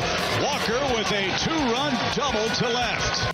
That was Jordan Walker last night in the Cardinals' 9-1 win over the Cincinnati Reds. Chip Carey on the call, courtesy of FanDuel Sports Midwest. Along with Tanner Hendrickson and Bradford Bruns, I'm Alex Ferrario. Jordan Walker is going through it right now. On the season, Jordan Walker, a .210 batting average, .269 on-base percentage, .290 slug, a 57 OPS plus. And Tanner, I talked a lot about him in the early portion of the season because I felt like he looked like a different player. He wasn't showcasing the power. He was making contact, but the part that stood out to me was just his confidence at the plate, how he wasn't chasing a ton of pitches on the outside, how he was really working the count, making the pitchers throw, which at least showed me he's had a different approach than what he's been these last couple of seasons. But it has gone the complete opposite direction. We've mentioned the 420 mark. That's kind of been a note or a benchmark for a lot of Cardinals players since that Mets series. Well, since then, he has a total of 4 hits in a total of, I'm doing quick math here, total of 27 at-bats. So Jordan Walker has been going through it. What's your level of concern right now looking at a guy who's at 57 OPS plus in the first month of the season? Well, I look at him and I say, boy, I hope they're able to make these adjustments with him because it's clear and obvious what the problem is, right? It's that slider low and away. So what my level of concern is, I'm not going to put it too high just because this is a year of finding out what they have. I will put it at like a 4 right now because one thing that I don't know and I think is very hard to train is a batter's eye, right? Mm-hmm. And that is the thing that they have to work with him on is breaking pitches low and away. He continues to chase after the slider. He had an at-bat, I think it was 2 days ago in Cincinnati, that first game, where, I mean, it was 5 pitches, same pitch, slider low and away, and he swung at all 5 of them, and he finally struck out swinging on it after missing to make contact with it. He's back in the same habits that he had last year. I mean, he's hitting the ball on the ground a ton. His ground ball percentage is at 44.9%, which is right about in line where it was in 2023. His line drive percentage about where it was in 2023, the year that he was very good. The problem for him is he is chasing now again, and he wasn't chasing, to your point, early on in the season. We were seeing really good takes. Well, the chase percentage is higher than what it was last year now. So this is the biggest project for Brant Brown this season. Yeah. That's an obvious statement in itself, but Jordan Walker does not look like he's making the adjustments at the big league level to these guys. I will be fascinated to see what he looks like in the next month because it is about giving them runway. If he doesn't make those adjustments, now you're going to see an interesting spot for the St. Louis Cardinals of what do we do with Jordan Walker. Out of those two, because Nolan Gorman has also been going through it. Now, again, he's looked a little more improved than what he was last year, but he's also been going through it to the point that he's not been that player that we thought was going to emerge or break through. Out of those two, which one do you feel like is more critical for this season? Because to me, it feels like it's Jordan Walker. I agree. I think it's Walker because Walker's ceiling should be a 5-tool player, right? A guy that hits the ball hard, so he should, in theory, then have some power. Should be a guy that can hit for average, and then also be a guy that plays well defensively and is, I don't know if gold glove caliber in right field, but being above average defender in right field. He's got the tools, he's got the speed, he's got the arm. And to his credit, he looks very good in the outfield. I have no questions about that. His defense looks great. Much better. And that's why they've kind of abandoned the whole hands team idea. That's why they sent down Michael Ciani earlier in the season. But I would say it's Jordan Walker. I think for Nolan Gorman, your hope is that he just is more of a complementary piece. He kind of becomes the best left-handed pure power hitter on your team, and that's the thing that's been hurting him this season. He's only got 1 home run. Now, he's only played 17 games because he had some time on the IL list because of the hamstring, but he's not slugging at all, and neither is Jordan Walker, to be fair. But I would say to your question, yes, it would be Jordan Walker's the one they've got to get more answers on. And not to be a prisoner of the moment or not too distant past, but based on a small sample size, you feel very comfortable about the production you could conceivably get from a Thomas Saggese if Gorman were to really go south, right? We've already seen it in that stat as far as filling in along the middle infield or wherever. Where I am actually most concerned right now, Tanner, to your point, the fact that Walker has been afforded so much runway in the early portion of the season, as has been the case, as should have been the case all along. And this is coming from a Jordan Walker zealot. Right now, that number, you put it at 4. I'd have to elevate it considerably because of the manner in which he has continued to fall into those same patterns, those same miscues. Guys, we just wrapped up the month of April. 91 total at-bats. It's not just the fact that he's hitting roughly 190 over that span, but striking out rather at a staggering clip 33% of the time, 30 strikeouts. And if you were getting a little more in the way of run production earlier in the show, what did we talk about? How many of these guys on this roster in this lineup have been markedly better up and down the order at hitting with runners in scoring position? It hasn't been for lack of opportunities. They have been there for the taking for Walker, and yet once again, falling susceptible repeatedly to the slider, low and away. And that batting eye, while it appeared to be much improved in the first month-ish of the season, first couple of weeks, only drawing 5 walks over that same span as well. So you're not getting on base. You're not driving the ball consistently. I'm not talking about lift here. You're simply not manufacturing offense. So setting Jordan Walker aside, we talked earlier, like the other 2 outfielders have been really productive for you. You've seen Brendan Donovan. Your pitching has been actually better than what I anticipated, specifically on the starting pitching side. And T-Bone, you guys were talking about this yesterday on the Redbird Report podcast with T-Bone and BK. Put out a new episode yesterday. You can check out wherever you get your podcasts from, up on our website, 101ESPN.com. But the Cardinals are getting a lot of results from individual players, which I think is a good thing. But it still feels like people aren't happy because they're sitting at 14 and 17 on the year. Yeah, they're interesting, man, because it feels kind of like the Blues, right? Remember early on with the Blues, kind of when Montgomery took over, and probably right before the Four Nations break, I think was when we started to have this conversation of, boy, you look at some of their young guys, and like Holloway, you're getting good returns on. Bolduc, you're getting good returns on. Broberg's been great for the Blues. Boy, Robert Thomas, when he's been healthy, has been great for St. Louis. Jordan Kyrou took another step defensively. Like, you kept looking at the Blues going, man, individuals are having great seasons, which you wanted to see, but yet for some reason it's not resulting in the team winning. And I think the same, to an extent, can be said about the Cardinals. Now, Walker and Gorman aren't hitting right now, which were the 2 of the biggest focal points that the Cardinals wanted to focus on this year. But it wasn't just about those 2. It was also about, hey, you know what? We are going to give Victor Scott the runway in center field and see what he looks like. As we talked about earlier, he's been really good for them. Lars Nootbaar, though it wasn't about so much runway, it was more about can he stay healthy and reach his potential.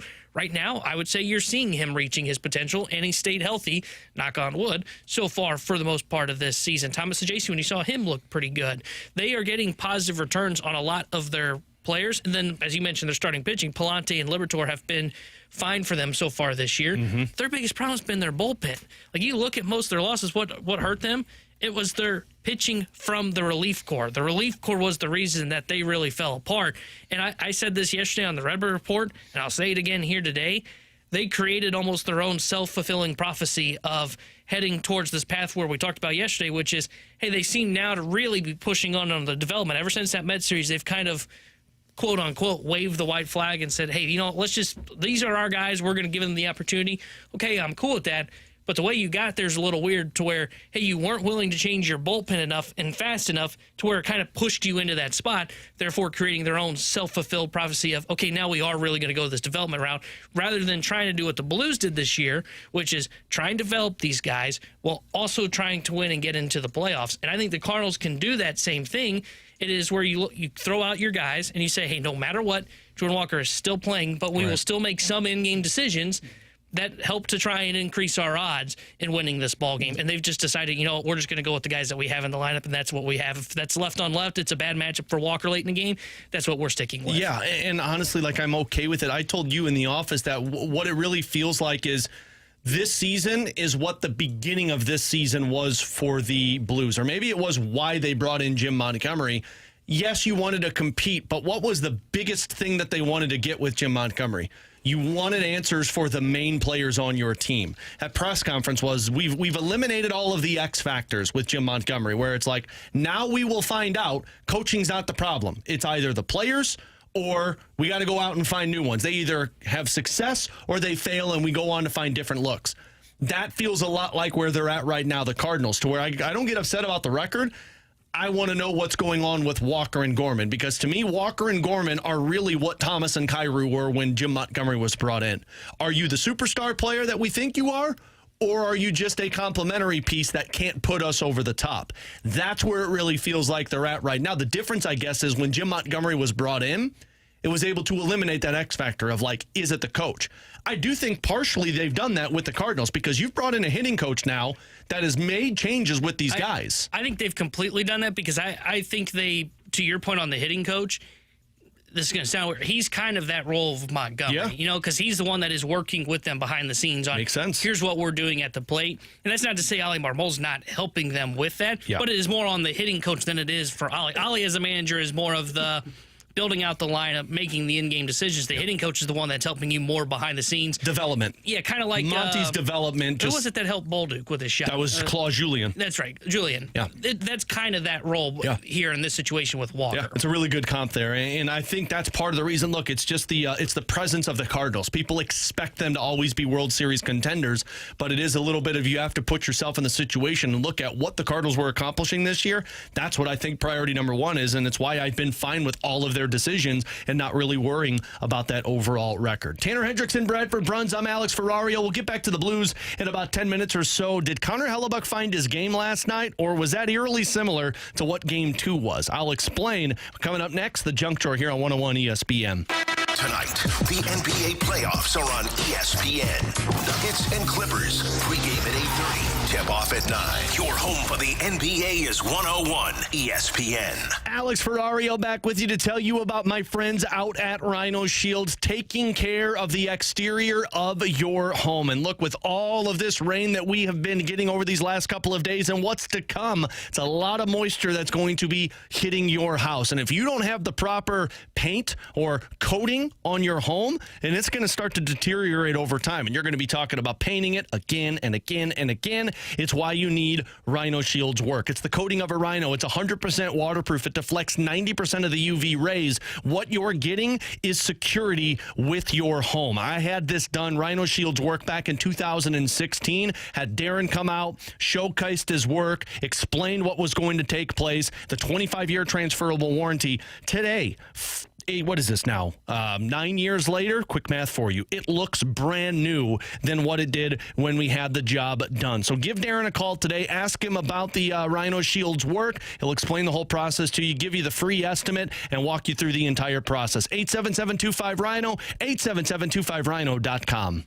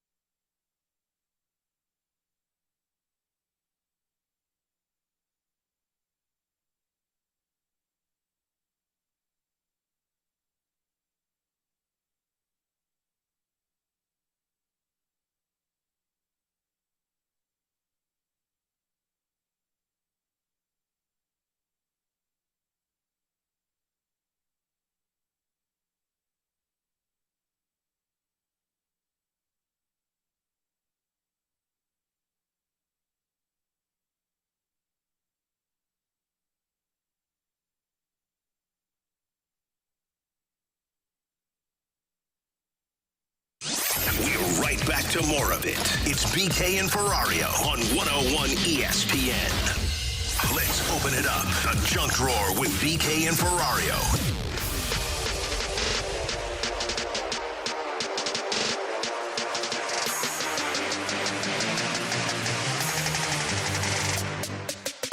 Quick junk drawer here on BK and Ferrario, and then we'll get into the Blues and Connor Hellebyuck. Believe it or not, coming up in about 15 minutes or so. I'm in a little bit of a pickle, boys.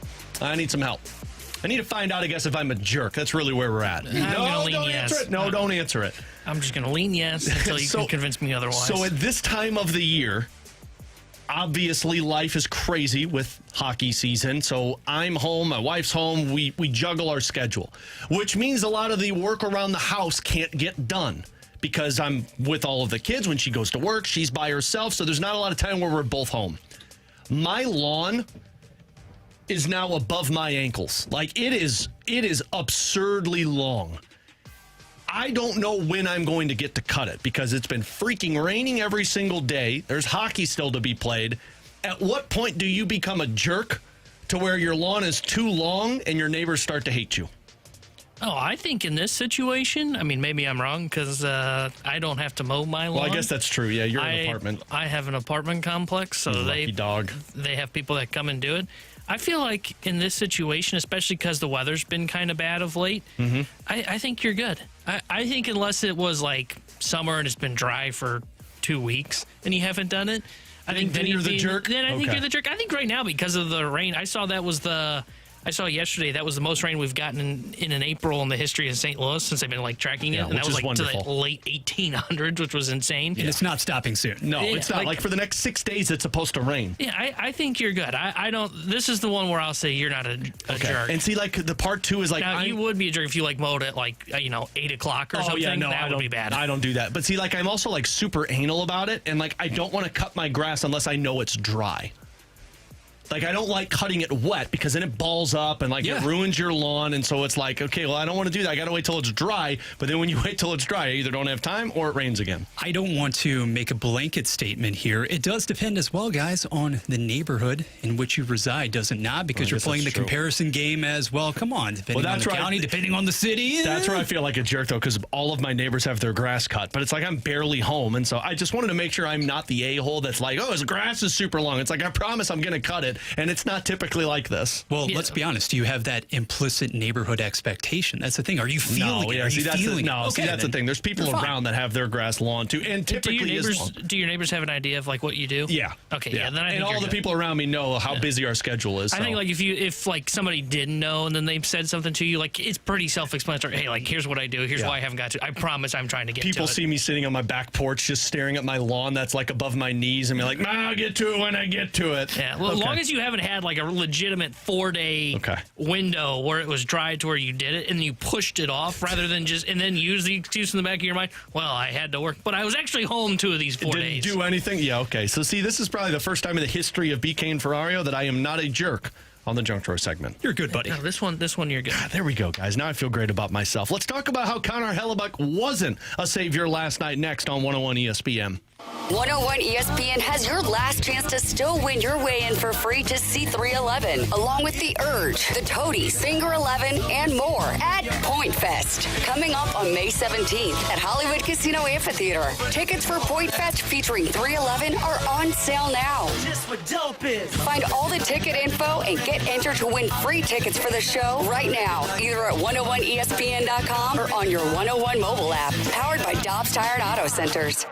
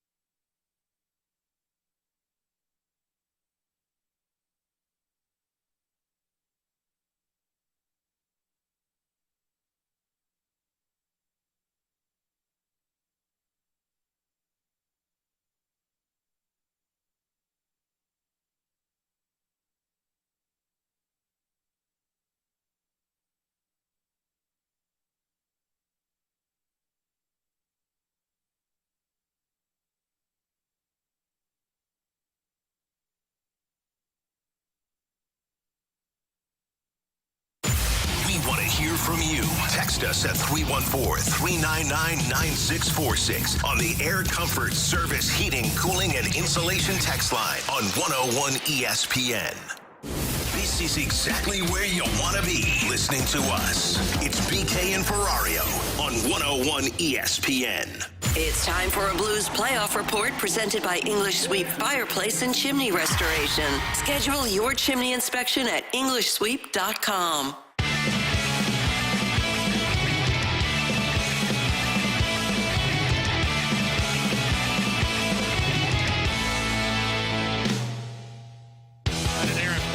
Thomas the other way into the Winnipeg zone, hitting the trailer. Snuggerud score! Jimmy Snuggerud ties it 2-2. 13:54 to go. Second period. Oh, Daddy, it's a close one in Winnipeg. Snuggerud, another one. That was the goal last night that I said Connor Hellebyuck is not fixed. Jimmy Snuggerud, I can't wait to ask him about this when I see him next. I guarantee he did not get all of that shot. I don't know if it was deflected or if he just whiffed on it, but it was a slow roller that went right underneath the glove of Connor Hellebyuck and into the back of the net. And Bernie on TMA earlier today was like, yeah, that's a save you have to make. He wasn't connected on the post. It went right underneath his glove, and it was a softie that put the Blues in a tie hockey game. Now, we all know what took place the rest of the way. The Winnipeg Jets go on to win, and everybody's talking about Connor Hellebyuck. I don't know if it's just the homer in me that I know a lot of people on our Air Comfort Service text line have called me already today, or if I'm looking at a different game. But T-Bone, I did not feel like Connor Hellebyuck found his game last night. I felt like the Blues beat him twice, one with bodies in front of the net, which has been his kryptonite, and then that soft goal that he let up. He did make a couple of really good saves. One on Jake Neighbors, that was a one-time shot in the slot, and then the other was the 2-on-1 shorthanded chance that Sundqvist just missed a wide-open net with, and Hellebyuck got the paddle on. But to me, that game last night didn't feel as much of it was Connor Hellebyuck getting back onto his game as it was the Blues' missed opportunity. Because they had 3 shots on goal in that second period in a game where Connor Hellebyuck gave up a shaky one. It felt eerily similar to game number 2 of this series, to where the Blues had beaten him once with a shaky goal that he gave up, but then in that second period they had 2 shots on goal, and they did not get any more on Connor Hellebyuck, and they lost 2-1. Now, I know this one got out of hand a little bit, but man, I still feel like the advantage right now is the fact that Hellebyuck is not on his game. Jordan Binnington was, despite him giving up 4 goals last night. If you looked at the expected goals of what Connor Hellebyuck was supposed to give up, it's been almost 1 per game, and he's only given up 1 in a game once. Yeah, I kind of agree with you. I didn't think Hellebyuck was great last night. I thought he was fine, but by no means does that make me think that he is suddenly back to what he looks like when he's in the regular season. And we talked about it going into Game 3. You look at his numbers when he's on the road, he's been terrible. Like, this is going to be a significant game for Connor Hellebyuck to try and shake the playoff demons from the past, which is where he really struggles on the road, and it's what led to him getting pulled twice here in St. Louis. And even when you look at the numbers, look, goals save above expected for Connor Hellebyuck last night, he was still a minus 0.12. So he was basically even. Yeah. So basically what it was saying was, hey, he didn't really make any significant saves. He also gave up essentially that softie to Jimmy Snuggerud. I kind of agree with you. I thought he was fine, but by no means did I feel like he was the reason the Jets won that hockey game. I thought the reason the Jets won the hockey game was they dominated in the second period. They generated more offense, and really they were able to block and prevent shots from getting to Connor Hellebyuck, especially from the top 6 forwards, which we talked about earlier in the show. And the other thing was they won that net front battle. Yes. Outside that first goal where the Blues had some sustained pressure and they had bodies in front and they were getting to the puck and creating opportunities, outside of that, I didn't feel like they had great net front presence in that game last night, and that was the biggest reason for Hellebyuck. He's able to see everything, and when you're shooting from distance, you're not getting the higher danger quality opportunities. He's going to be able to make those saves, even though he still had the one leaky one from Jimmy Snuggerud. Yeah, and that's why it's like I feel like that game was more impactful of what Winnipeg was doing to the Blues versus Connor Hellebyuck coming up with the saves, keeping the Blues out of it. It felt more like Jordan Binnington made massive saves to get into Winnipeg's head, more so, and I think they had a 2-on-1. There was a 3-on-1. It was Connor, Velarde and Nemesnikov and Binnington glove save on Connor that felt like he wasn't even trying. That felt more in line of what that game was like than what it did of people saying, and I heard a lot of it last night on post games of Connor Hellebyuck is back to his old self. What was back to their old selves, though, in that series, T-Bone, was the depth of scoring for Winnipeg. This was Jim Montgomery after the game talking about something that we have not seen in this series prior to last night. Well, we got to be more connected. Like, I just, I didn't think our puck support was good enough. I didn't think we got back quick enough. I didn't think we won our forecheck. We didn't establish it. Like I said, it's every facet. But you know what? It's a series, and it's going to happen. Unfortunately, we're not happy about it, but we're on to the next one. It's as simple as that. We got to forget about it now. We're in a series. Their depth of scoring outplayed you. Going into that game last night, the only players that had scored outside of Connor, Scheifele, and Iafallo, which was their top line, was the fourth line and one defenseman, and it was a Neil Pionk goal that was deflected in front. Last night, Nino Niederreiter scored. Vladislav Nemesnikov scored. Dylan DeMello, so another defenseman, got on the board, and Adam Lowry scored another empty net goal. So three guys, in terms of your depth of offense, created goals, as opposed to earlier in this series where we were talking about stopping the Connor line, and that would be about it. Now that's going to be the narrative. With no Mark Scheifele, they have to rely on their secondary scoring, and right now that has been the better of the two teams in this series. Yeah, last night was the first time they got back to what they were so good at in the regular season with that depth of scoring, because really when you look at those first two games in Winnipeg, what ended up beating you, it wasn't the Jets' depth. It was just that top line. And last night was a different story. And Monty said it there, like, hey, we just got beat on all facets last night. Like, our top line didn't outperform the Connor line. Even though they had the injury to Scheifele, we still got outbeat. And then our second, third, I'd say their fourth line won between the Jets' fourth line. But our second and third lines got outplayed last night as well. And then you add on top of that, now you really get the Jets playing into their rhythm to where they were able to roll four lines. They basically want to do what the Blues do, right? They want to roll four lines. Yep. They want to get in on the forecheck. Defenseman involved. They want to sustain that ozone pressure on you. And they were able to do that to a T last night, especially for that second period, which is the period that really put that game away. That was the first time in this series that they've been able to do that. And that just goes to what I think we saw, which was, hey, the Blues had a bad game last night. That's not taking anything away from the Winnipeg Jets because they got to their game. But when the Blues have been playing well in this series, it's been pretty even when you're looking outside the top lines. The only difference between the games that the Jets had won the first go-round in Winnipeg when they held serve was, hey, the top line was just unstoppable. The Blues didn't have any answers for it.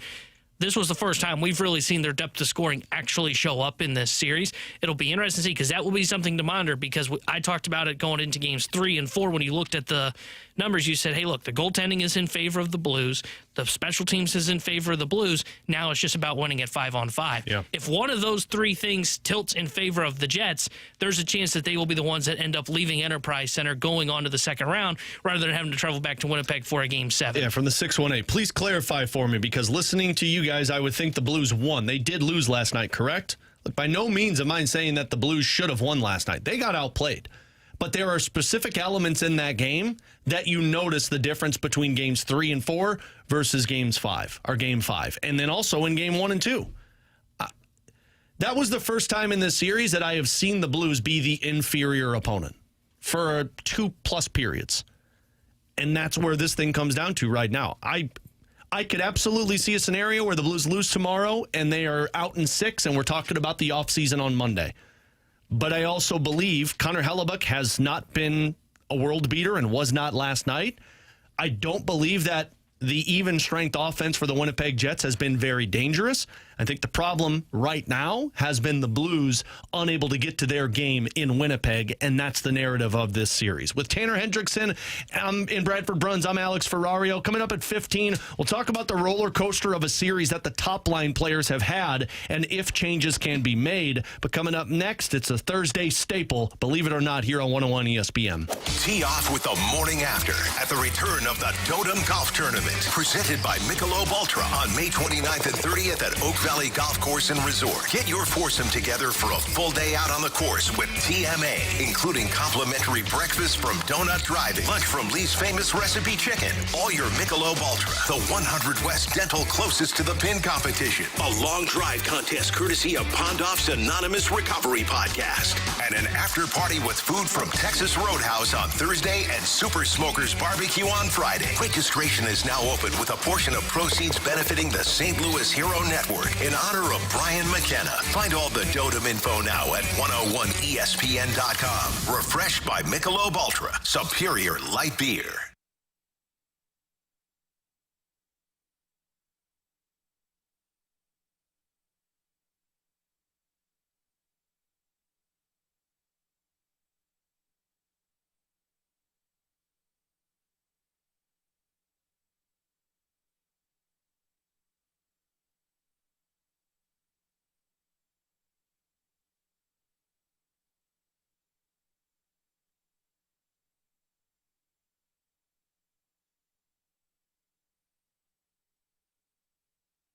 Now at Verizon, we're locking in low prices for 3 years, guaranteed.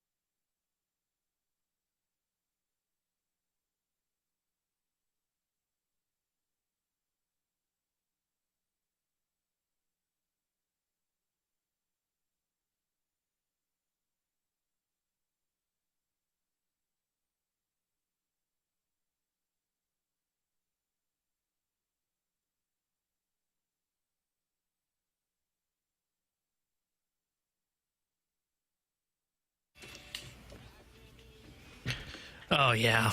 You know, rumor is, I don't know if you knew this or not, this is definitely true. This is Joe Boo's favorite song. Is it? It is. All right, well, bring the Blues back into the series, T-Bone. That's right. Believe it or not, I'm walking on air. I never thought I could feel so free. Flying away on a wing and a prayer. Who could it be? Believe it or not, it's just me. Bradford, ladies and gentlemen. He didn't do the wings either. I know. I hate the wings. Just something about I hate the no wings. Especially when you're playing the Jets. And the beak. It's terrible. That was mean he wasn't here. By the way, I texted BK last night. I don't know if anybody else has noticed this.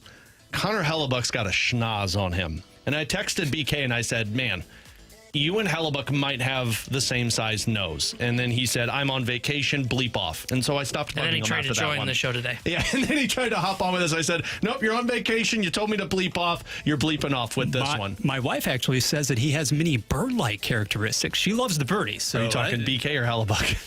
Either or. No. Okay, there we go. Connor. Bradford Bruns, Tanner Hendrickson, I'm Alex Ferrario. You send us a scenario. We will tell you if we are going to believe it or not. Air Comfort Service text line 314-399-9646. Also, you can check out our YouTube channel, 101 ESPN STL, or studio cams brought to you by Air Alliance Team. Fellas, I will start this one off. Believe it or not, Connor Hellebyuck gets pulled tomorrow night.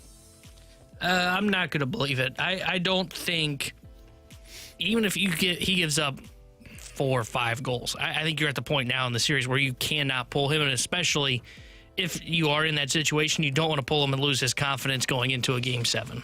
I can't believe it because primarily I think tomorrow's tilt is going to be an extremely low-scoring affair. The funny business from last night, the influx of whistles during the first 10-ish minutes of play, I think that you're going to have decidedly fewer of all of that, all of those in the contest tomorrow night. So 2-1, it feels like a 2-1 game overall to me. He's not coming out. I'm believing this one because if I'm Winnipeg, I know he does not play well on the road, and if it gets out of hand, meaning 3-goal lead by the Blues, I don't want anything to be shook with Connor Hellebyuck.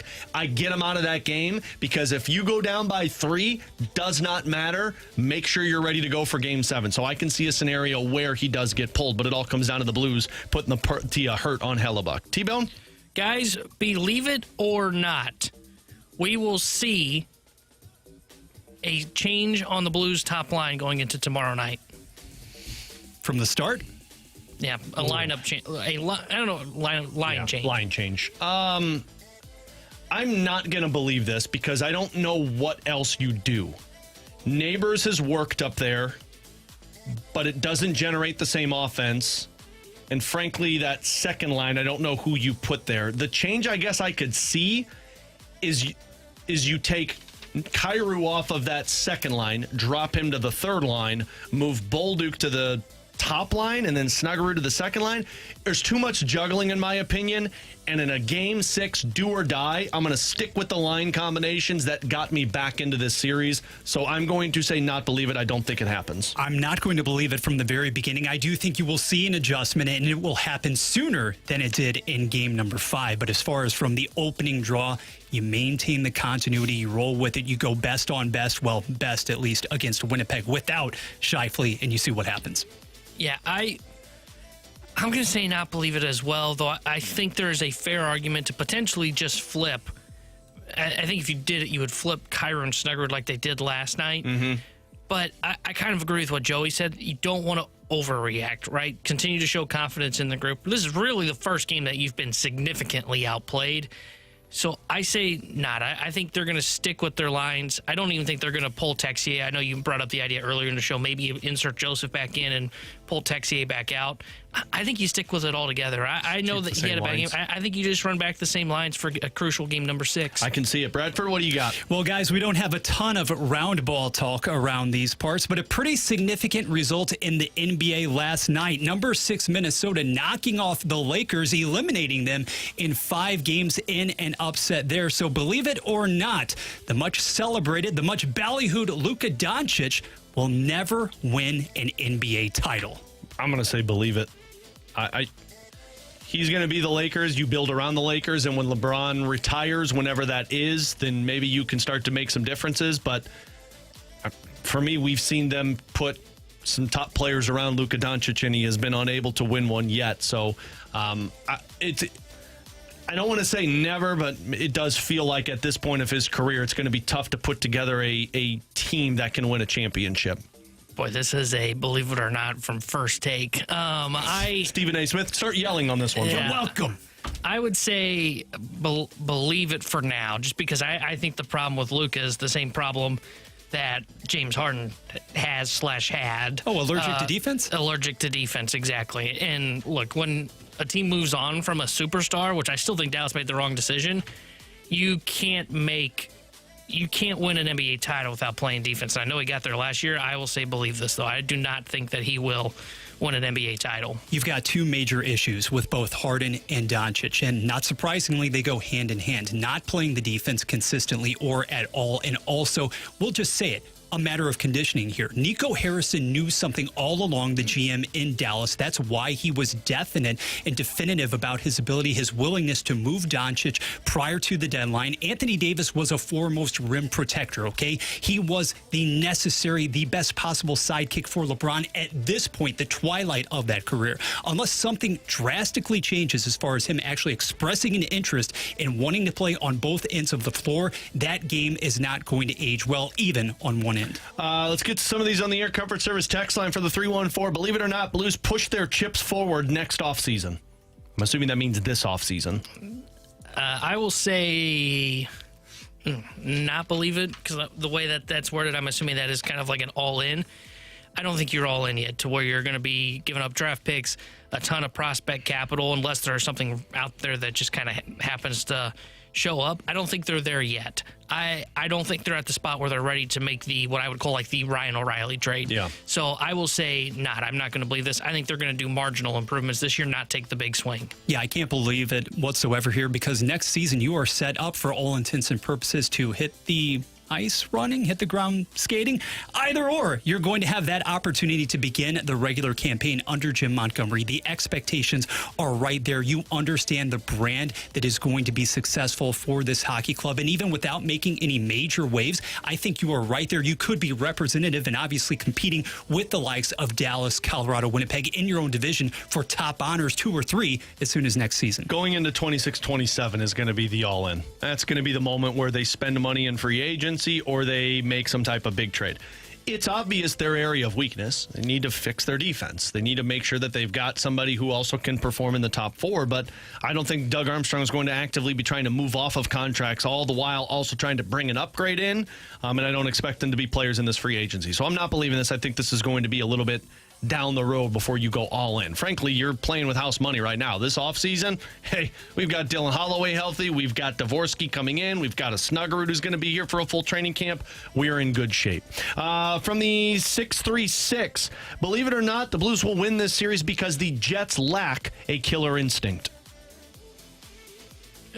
Boy. I'll say believe it. Dude, Scott Arniel's press conferences these last couple of games, to me, that it's a loser's mindset, and I might be eating crow at the end of this series. Frankly, on Monday, I might be doing it, but I don't believe that's a winning mindset over these last couple of games. Complaining about the officiating, saying that the Blues are taking cheap shots, talking about how the Blues aren't doing anything, the Jets are doing it to themselves. I'll believe this one. I don't think they have that mindset that wins a playoff series. I'll say I'll believe it as well, but it's more just because I believe the Blues will win this series. I don't know if it's a killer instinct thing with the Winnipeg Jets. I just think Hellebyuck is going to have his trouble of stopping the puck here in St. Louis because his road woes, and then it comes back to can they handle the pressure when they go back home. They did a pretty good job of it this time around. They did a really good job of holding serve here in game number 5. I don't read too much into Scott Arniel's press conferences. I think press conferences and player scrums are all kind of overstated, but I still think Blues win, so that's why I'm going to say believe this. Yeah, first and foremost, Scott Arniel, all of the comments that we've heard from last night stemming throughout the entire series, they come across as petty and amateurish. But at the same time, this is a little bit in the way of semantics because I can't believe the premise of the text only because, like you, Tanner, if Winnipeg indeed falls in this series, it is going to be solely, or at least primarily, because Bennington will have outdueled Connor Hellebyuck. That is the reason, point blank, period. Final one from the 573. Believe it or not, the Cardinals will have 3 players at the All-Star game this year. Oh, boy.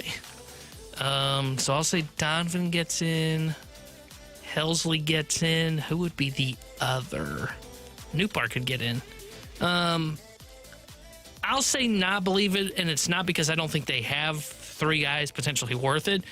It's just a lot harder to get 3 guys when you're on a team that's not winning. And they probably will be below 500 is my guess by the time we get to the All-Star break. And if you're below 500, it's going to be harder to get 3 people in. But they've got the guys that could be deserving. We talked about it.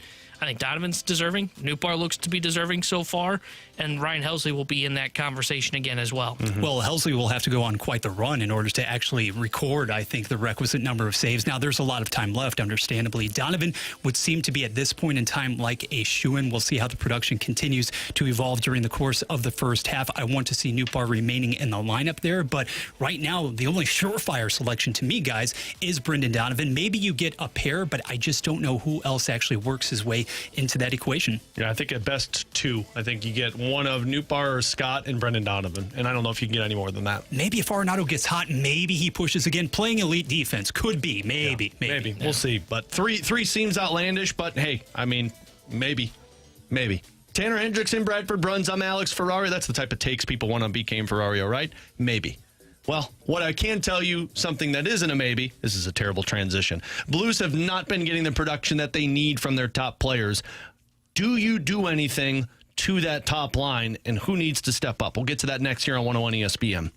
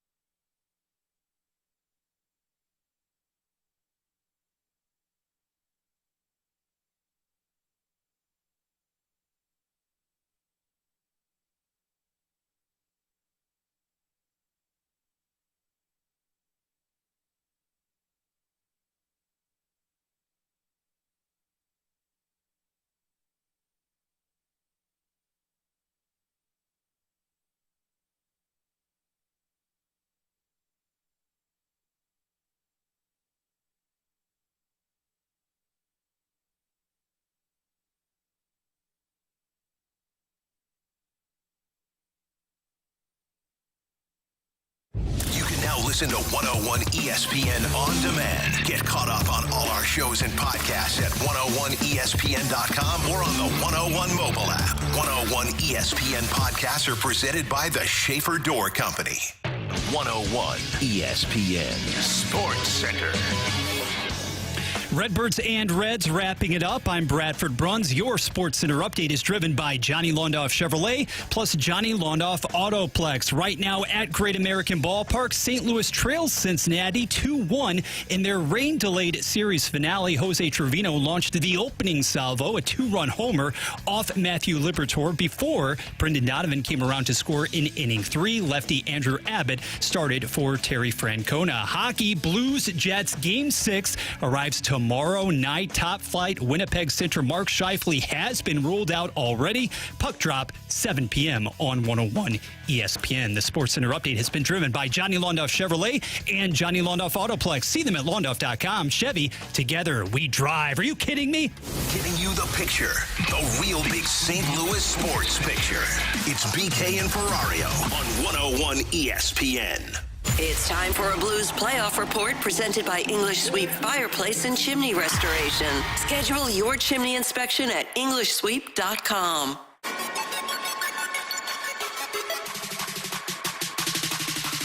So typically the cliche saying in the playoffs is your best players need to be your best players. We saw that play out in games 1 and 2 for Winnipeg. We saw that in games 3 and 4 for St. Louis. But game 5, it wasn't about your best players being your best players. It was the depth of scoring. But once you get into the elimination games, that's where the best take over. With Tanner Hendrickson and Bradford Bruns, I'm Alex Ferrario. When you go down the stat sheet for the St. Louis Blues in this series, the numbers don't blow you away. Like, Pavel Buchnevich has 4 points in 5 games. But then when you dig deeper, all of that came in one game for St. Louis. Robert Thomas with 7 points in 5 games. And a lot of those came in that one game for St. Louis. Jimmy Snuggerud's got 3 points. Jordan Kyrou's got 2 goals. Schenn with 2 points. But after last night, T-Bone, it was very apparent your top 2 lines weren't creating any offensive opportunities. And right now, you've had the games where they've been dominant. I thought Game 3, Pavel Buchnevich was the best player on the ice, far and few between. Game 4, I thought Robert Thomas was that way. Even last night, I thought Robert Thomas had a good game in the first period. But the ebbs and flows have been there. Since Jordan Kyrou got hit by Logan Stanley, haven't seen him very effective in the offensive zone. I think Schenn's been effective because he's been playing physical. We've seen Neighbors score 1 goal, and that's been about it. And the guy that's really stuck out to me has been Pavel Buchnevich. He had all of those points in that one game and then has had a total of 3 points in the other 4 games in this series. To me, the teams that win in the playoffs are the ones that their top guys show up every single night. Look at Washington, Alex Ovechkin, Dylan Strome, Jacob Chychrun, best players on the ice every single night. When you go to the Florida Panthers, Barkov, Reinhart, Matthew Tkachuk, these guys were the ones winning the hockey games. You've just had a little bit of a roller coaster postseason for some of these top players. Yeah, and some of these, like Thomas, Schenn, I think some of it is they are banged up right now. Totally. And I hate using that excuse, but they've had maintenance days, so they're clearly not 100%, and I think that is affecting them. And we've even seen this before. When Schenn's not healthy, he's not the same guy that we saw in the regular season. So I think that is that part for those guys, because I think you can break a lot of these guys into separate categories. When you talk about Neighbors, Bolduc, Snuggerud, who though had the goal last night, I think Snuggerud's been fine in this series. But when you talk about those 3 guys, I think you're really seeing them kind of get the kind of learning on the fly what playoff hockey is. And I would really circle Bolduc in that. We talked about him a little bit earlier. Yeah. He hasn't been generating any offense. He hasn't really done much on the power play as well. I think that is him learning kind of the nitty-gritty about dealing with playoff hockey, and totally. that, hey, time and space is a lot shorter than it is in the regular season, and you really got to work to get to that net front. I think Buchnevich is the one that I have a tough time trying to figure out. I don't know what has gone wrong for Pavel Buchnevich in this series, and I think part of his struggles outside that one game, that's why you're having trouble where there are times where it feels like that Thomas line kind of disappears. Mm-hmm. Same with like Jordan Kyrou. I don't know how to explain Jordan Kyrou's struggles, because it's not like this is his first postseason. And I understand he got hit by that big hit. That's what I think it is. Game 1 or 2. But, okay, it's time to shake that off. Now, maybe he is dealing with something that we don't know about, but it's time to shake that off, and they've got to get production because I think the two guys that are really – I don't want to say dragging down their lines, but part of the reason I don't think you're seeing the top two lines consistently get going in these games is you're not seeing Buchnevich working well with Robert Thomas and generating offense, and then you're not seeing Kyrou and Shen generate enough offense. That's the whole reason. Those pairs that we always talk about, those pairs when the Blues have gone quiet like they did last night, Buch and Thomas didn't really do a whole lot. Oh, Kyrou and Shen didn't really generate much in last night's game. That's the biggest problem for them right now is these pairings are not generating offense. Defensively, they've been sound for the most part of the series. There were some lapses last night, but for the most part, they've been good defensively. It's the lack of offense when they go to Winnipeg especially. To me, this doesn't come down to the forwards, and it comes down to the defensemen. You mentioned it after game 3 or 4, I think, T-Bone. The identity of this Blues team with no Dylan Holloway is your offense from the defenseman. You're not going to score goals. These guys aren't generating the offense the way that you thought. It's coming from the defenseman getting involved. You scored 2 goals last night, and one of them was with the net front presence thanks to your defenseman, but otherwise you were pretty silent. And it plays into the fact that you had 12 total shot attempts from your defenseman in that game last night. When they're going, your offense plays better. Listen to these numbers on moneypuck.com. Expected goals for per 60 minutes from your line combinations. 1.46 from Texier, Sundqvist, and Bolduc. 2.17 from Buchnevich, Thomas, and Snuggerud. Actually, Buch, Thomas, and Neighbors has been the better offensive line, a 2.59 goals expected per 60 minutes. Then it was Walker, Fox, Toropchenko at 2.39. Your best line in terms of expected goals for per 60 minutes at moneypuck.com has been Neighbors, Shen, and Kyrou. 4.55 per game. How does that line play? How do they score goals? Bodies in front of the net. So I know we've been getting the question a lot of, do you change up the line combinations? Do you take somebody off of that top line to get more offense? You can, but the only way this team's going to be good offensively is if your defensemen are involved in the rush in the offensive zone. If they're not, you're going to be scrambling to find chemistry like you were last night. Yeah, I agree with that. I think you keep the lines together, and I think you just have to look at your defensemen and say, hey, we need them to be more involved. And I would say more specifically the top 4. I think that the top 4 have got to be a little bit more involved. You got to see Broberg up in the rush a little bit more. Parayko needs to be generating offense. Cam Fowler continues to do what he's done so far in this series. And then that way you take away some of that pressure from that Suter and Leddy pairing. But yeah, I agree. I think when the Blues are at their best, we can talk about line combinations all we want. The best the Blues have been this season, whether it was when it was with Bannister or with Jim Montgomery, it's when the defensemen are leading the charge with the offense. They're getting up in the rush. They're activating themselves. And again, last night was one of those games. I think in the third period, they got back to it. The first period, I thought they started that way. But I would say for the final 10 minutes of the first period and then the entire second period, they didn't really do a whole lot for you offensively, and that's when you saw the game get away from the St. Louis Blues. If this was the regular season, I would be looking at line combinations. Now, I've made it clear I'm not doing that in Game 6. When you're facing elimination, you go out there and you hope you could play better. But what I'd like to see them try, if they were able to, Neighbors, Thomas, Snuggerud, Buch, Shen, Bolduc, Joseph, Sundqvist, Kyrou. I know people are going to get upset. Why would you put Kyrou on the third line? I do think his game has dipped since that Logan Stanley hit. And so I'm going to see if I can generate a little bit more chemistry offensively because you just haven't had it. He's got 2 goals, and they're both been on the power play. I'd like to see Neighbors, Thomas, and Snuggerud together and put Buch with Shen and Bolduc. That can be a physical line and also a line that can generate offense. But again, I'm not going to be changing anything because I'm going into Game 6 and we're facing an elimination game. Hey, tee off with the morning after at the return of the Dotem Golf Tournament. It's presented by Michelob Ultra. It's May 29th and 30th out at Oak Valley Golf Course and Resort.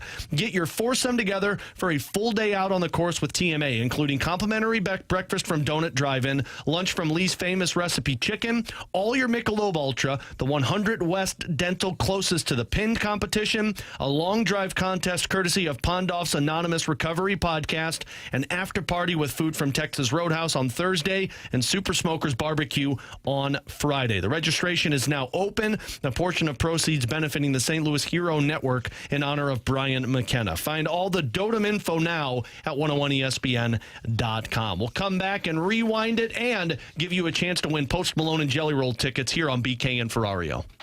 The NHL Stanley Cup playoffs are on ESPN. Shoots, he scores! Tomorrow night, Blues and Jets. Pre-game at 6, puck drop at 7. The wait is over! The run for the cup is exclusively on your home of the Blues. 101 ESPN.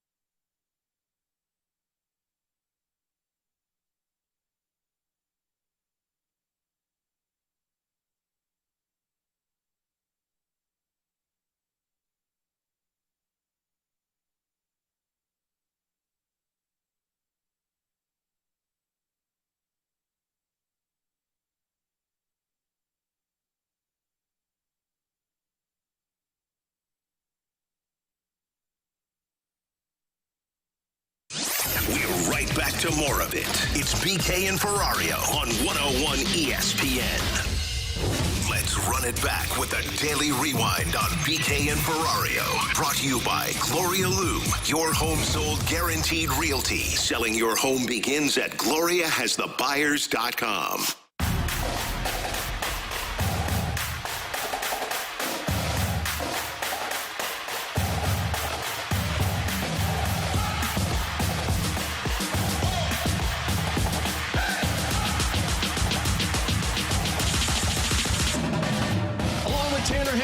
Bradford Bruns. I'm Alex Ferrario as we rewind it here on BK and Ferrario. And right now we have your shot to score a pair of tickets to see Post Malone with Jelly Roll on May 13th at Busch Stadium. Right now, if you're texter 101 and text into 314-399-9646. Earlier today on the junk drawer, we talked about a chore that I am really needing to get done, but I don't know how I'm going to get it done, when I'm going to get it done. Tell me what that chore was. If you're texter 101 and you can tell us that, you'll win free tickets to see Post Malone and Jelly Roll. Tickets for Post Malone and Jelly Roll are on sale now, May 13th at Busch Stadium. Find all the details and a bonus chance to register to win free tickets to the show over at 101ESPN.com or on your 101 ESPN app. And later on today, you'll be able to listen to any of the show if you missed it up on our podcast page, 101ESPN.com. A podcast page brought to you by Schaefer Door Company. The 101 ESPN app brought to you by Dobbs Tire and Auto Center. So, boys, let's wrap it up. Rapid fire here, and we'll start with the Blues falling last night to the Winnipeg Jets. A 5-3 final score. This one, though, was done in the second period as they were down 4-2. Really could not generate any offense. What was the biggest thing you took away in this one, T-Bone? Yeah, it was like offense from the top six forwards. I mean, we talked about it early on today. You know, they had 7 shots on goal in last night's game. Did your top 6? The fourth line had 5.